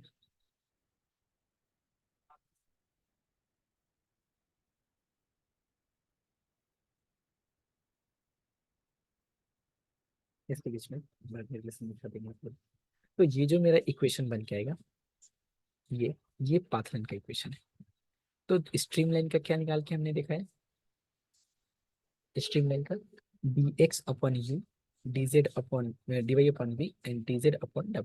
अच्छा, स्ट्रीम लाइन में और पाथ लाइन में दोनों में एक रिलेशन है, और रिलेशन हम बाद में दिखाएंगे, लेकिन उससे पहले कुछ क्वेश्चंस हो जाए, क्योंकि आप लोग PYQ में कुछ क्वेश्चंस इसके आए हुए हैं, 5 मार्क्स के आए हुए हैं, एक पाथ लाइन और इसके, तो आप लोग इसको कर सकें। तो यहाँ तक नोट कर लिए? Yes sir. हाँ सर। ये शायद सब सिंपल सा क्वेश्चन है जो शायद ऑब्जेक्टिव में क्वेश्चन आया था आप लोग का एग्जाम्पल में। क्या बोल रहा है कि if the velocity q vector is equal to xi minus yj, determine the equation of the streamline। Rough करके इसका आंसर बोलिए, फिर हम इसका एक ये दिखा देते हैं, स्ट्रक्चर बता देते हैं, इसको रफ करके आंसर बोलिए आप लोग। अभी जस्ट बताएं इसको हम कि स्ट्रीमलाइन का इक्वेशन क्या होता है। अच्छा चलिए एक हम कर देते हैं, क्योंकि कैसे करना है वो चीज़ आप लोग को पता चल जाए। सोल्यूशन गिवन क्यू वेक्टर क्या दिया हुआ है, दिस इज एक्स आई और माइनस वाई जे। ध्यान रहे स्ट्रीमलाइन निकालने के लिए क्या चाहिए मुझे? स्ट्रीमलाइन निकालने के लिए क्या चाहिए? You V W. यू मतलब velocity component along X axis, तो क्या निकलेगा यू? क्या निकलेगा यू? 1। वन। यू वन निकलेगा। अगर इसको कंपेयर करा दे इससे यू आई वी से एन प्लस डब्ल्यू, अब बताइए क्या निकलेगा? समझ गया है सर। वन आ गया। सर क्वेश्चन क्या है, फिर से बोलिए तो। अगर हम लिखते हैं A I plus sorry A1I A2J equal to B1I और प्लस B2J, अगर इसको इक्वेट करते हैं तो क्या निकल के आएगा इसको? तो आई का A1 is component equals to B1। A1 is equal to B1, तो वही चीज इधर U है इधर X है, तो U क्या निकलेगा मेरा? U is equal to X and V is equal to minus Y, तो U भी निकल गया। W W तो सर जीरो है। Therefore the equation of streamline हो गया ये क्वेश्चन। स्ट्रीमलाइन यही पूछा है 2 नंबर में, एक और 2 नंबर का क्वेश्चन हो गया। Stream line are given by क्या हो जाएगा? वो तो हम जानते हैं sir, d x upon u d Y upon v and d z upon डब्ल्यू। ध्यान दें हमेशा कि स्ट्रीम लाइन एक कर्व है, तो इसका मतलब क्या है, दैट इम्प्लाई या फिर that is D x upon x d Y upon -5 d z upon 0। अब ये चला गया फिर लैग्रेंजेस। आप लोग को ध्यान होगा तो लैग्रेंजेस से जब हम लोग ऑर्डिनरी डिफरेंशियल इक्वेशन पढ़ रहे थे, तो इसमें क्या करते हैं, दो दो रेशियो उठाते हैं, taking first and second ratios. अच्छा देखिए, हम सब यहाँ पे बोल दे रहे हैं, लेकिन फिर भी लगे कि थोड़ा सा और हमको सर देखना है अच्छे से, तो पुराना नोट्स उठा के देख सकते हैं। First and second ratios of equation number, इसको एक नंबर पे देते हैं फर्स्ट, तो क्या हो जाएगा, डी एक्स अपॉन एक्स, याद आया हल्का फुल्का कुछ भी, वाई इंटीग्रेटिंग, याद आ रहा है या नहीं आ रहा है, लॉग एक्स हाँ sir. Plus log y is equal to log c, C1 कर दीजिए क्योंकि दो एक और उठाना है, that imply log of x y is equal to, sorry, log C1 x y is equal to C1, equation number 2 दे दीजिएगा इसका। फिर क्या करते हैं हम, फिर एक उठाते हैं, एक रेशियो फिर उठाते हैं,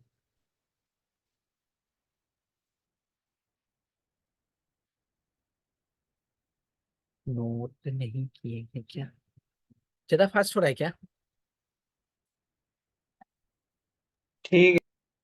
ठीक है ना, फास्ट होगा तो बोल दीजिएगा आप लोग, यहाँ से ज्यादा फास्ट हो जाएगा। फिर हम क्या कर लेते हैं, अगेन टेकिंग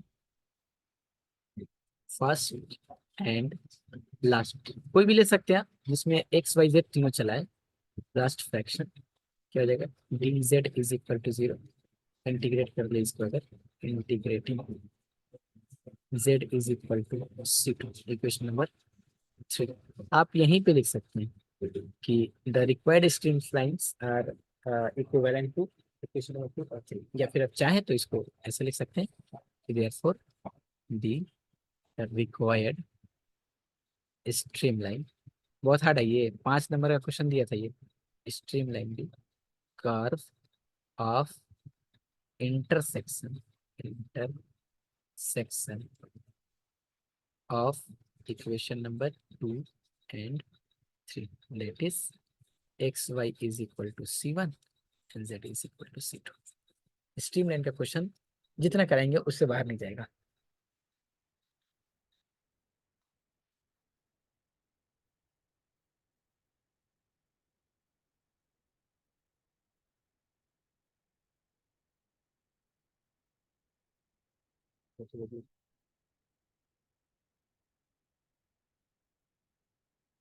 लिख लिया सर। ठीक है, एक क्वेश्चन और कराते हैं फिर आपको वही क्वेश्चन, लेकिन चलिए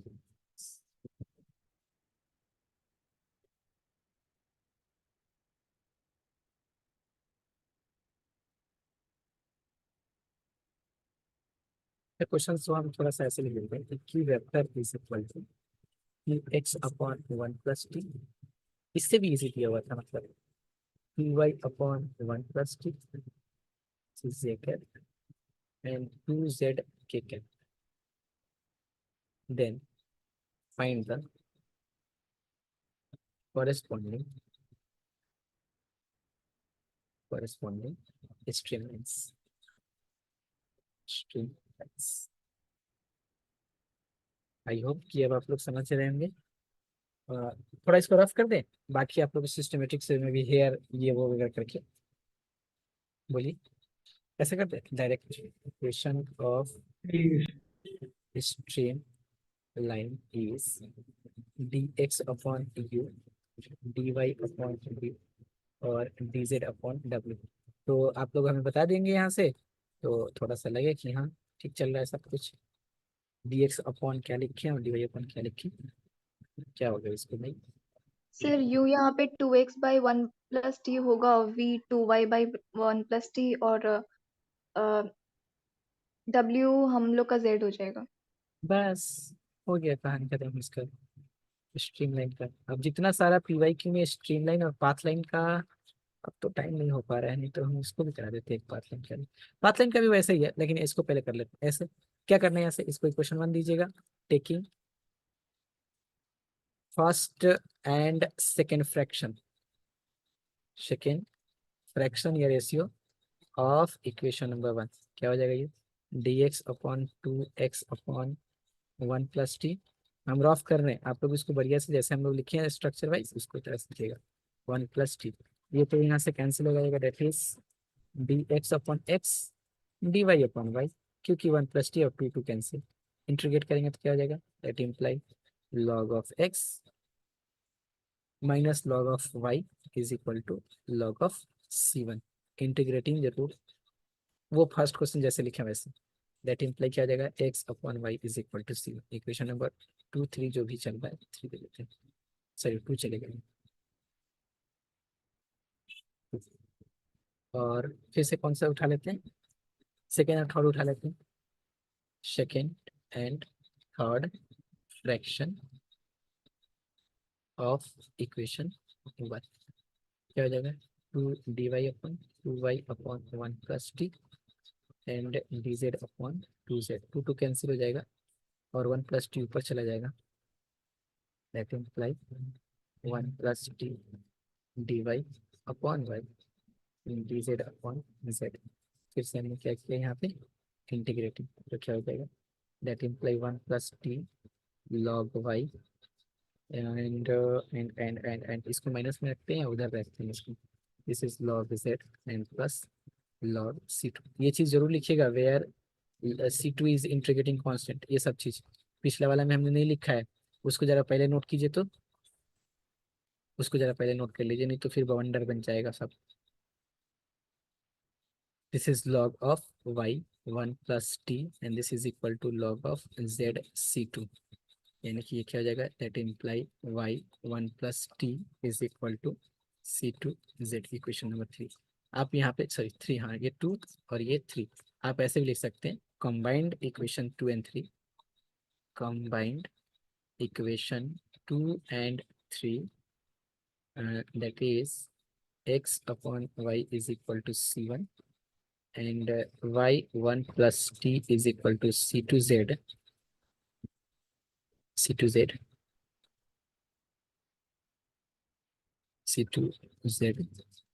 gives equation of streamlines। इसको एक और तरीका से लिख सकते हैं, जैसे हम लोग ग्रेजुएशन में लिखते थे 4th सेमेस्टर में डायनामिक्स को लेके, ऐसे भी लिख सकते हैं इसको कि C2 है ना, इधर भी दोनों को कांस्टेंट टर्म में लेके आइए। जैसे इधर क्या था, ये तरीका है लिखने का, ये सब डिफरेंशियल इक्वेशन में हम लोग पढ़े थे। C1 is equal to this term, तो C2 इज इक्वल टू क्या, इधर ये वाला C2 is equal to y 1 + t upon z। तो इसको फंक्शन लिख सकते हैं, this is x upon y is equal to f of y 1 + t, दोनों कांस्टेंट टर्म इक्वल कर दिए, दे दिए। इसको ही बोल सकते हैं this is the equation of streamlines. ऐसे भी लिख सकते हैं, आप चाहे तो ये वाला बेटर यूज कर सकते हैं, अगर आप रिजल्ट सेट करने नहीं करते हैं तो। बोलिए बोलिए, ठीक है, आज बस इतना ही, इससे आगे नहीं करा पाएंगे। नेक्स्ट क्लास में मिलते हैं, तो पाथ लाइन पर क्वेश्चंस कराएंगे एंड देन, लेकिन उसके पहले नोट कर लिया इधर आप, हाँ सर। Yes sir. ठीक है। क्या करना है आप लोग को, चलो इधर आते हैं। 2023 का पेपर उठाइएगा और 2023 के पेपर में फिलजा सिम क्या हो गया भाई, नहीं।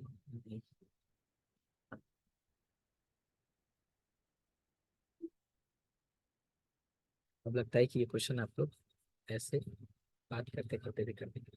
देखिए कितना सिंपल सा क्वेश्चन है, क्या बोला, स्ट्रीमलाइन और पाथ लाइन का भी इक्वेशन जो बताएं भाई, 5 नंबर में ये क्वेश्चन क्या हो जाएगा, जैसे आप dx upon x upon 1 + t करेंगे, dy upon y upon 1 + t करेंगे, और dz upon z upon 1 + t करेंगे, तो 1 + t 1 + t 1 + t करते, एक पर इन दोनों को लीजिएगा, एक पर इन दोनों को लीजिएगा, दोनों से जो इक्वेशन बनेगा उसको बोलिए क्या, कि दिस इज कॉल्ड। इसको करना है, करके सेंड करना है। आज कंप्लीट नोट्स बताते हैं अभी क्या क्या करना है। पाथ लाइन कोशिश कीजिएगा बनने का, वही चीज है। पाथ लाइन का इक्वेशन क्या था हम लोग का, एंड देन उसके बाद हम लोग और कुछ क्वेश्चन करेंगे। dx अपॉन u तो स्ट्रीम लाइन का था। पाथ लाइन क्या था?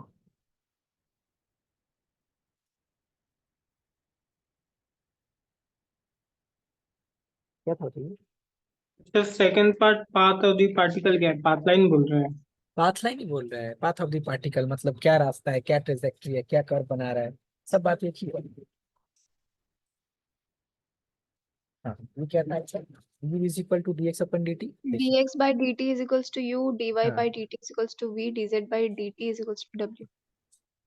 u v and this is w is equal to dz upon dt। आपके पास क्या है, u भी है, v भी है, w भी है, z भी है। इन सबको इक्वेट कीजिएगा, जो इक्वेशन निकल के आएगा इन तीनों इक्वेशन को बोलिएगा मिला के कि हाँ दिस इज द क्या है, path of the stream line, sorry path of the particle. तो ये करना है आप लोग को, 2022 में भी क्वेश्चन है, उसको भी करना है, जितना सारा क्वेश्चन है इसका ऑब्जेक्टिव क्वेश्चन है। देखिए ऑब्जेक्टिव में शायद ये वाला क्वेश्चन पूछा था जो आज हम लोग किए हैं शायद। तो तीनों साल का अगर 2020 का भी मिल जाए तो ज्यादा बेटर है। ये स्ट्रीम लाइन क्या बोल रहा है कि then the equation of stream lines, शायद यही था क्या इसका, dx अपॉन x, और हाँ यही तो था, is equal to dy upon minus c log x plus log y is equal to log c, X Y is equal to C. तो ये दोनों जो भी मिले, 20 का अगर पेपर मिल जाएगा तो 20, 21, 22 और 23। पांच लाइन तो हम नहीं बता पाए हैं, अगर कोशिश कीजिएगा वही चीज है, यू के जगह पे पुट करके dx अपन dt करके सेपरेट वेरिएबल करके इंटीग्रेट कर दीजिएगा। तीन इक्वेशन बनेगा क्योंकि एक u is equal to v is equal to w is equal to, तीनों इक्वेशन को बोलिएगा combined equation 1 2 and 3 required path line of the particle या फ्लूइड पार्टिकल। ठीक है, ठीक है सर। Okay, sir. ठीक है। तो आज क्लास में कहीं करते हैं, फिर कर लेते हैं, तो फिर जब भी नेक्स्ट क्लास होता है फिर आगे बात करते हैं।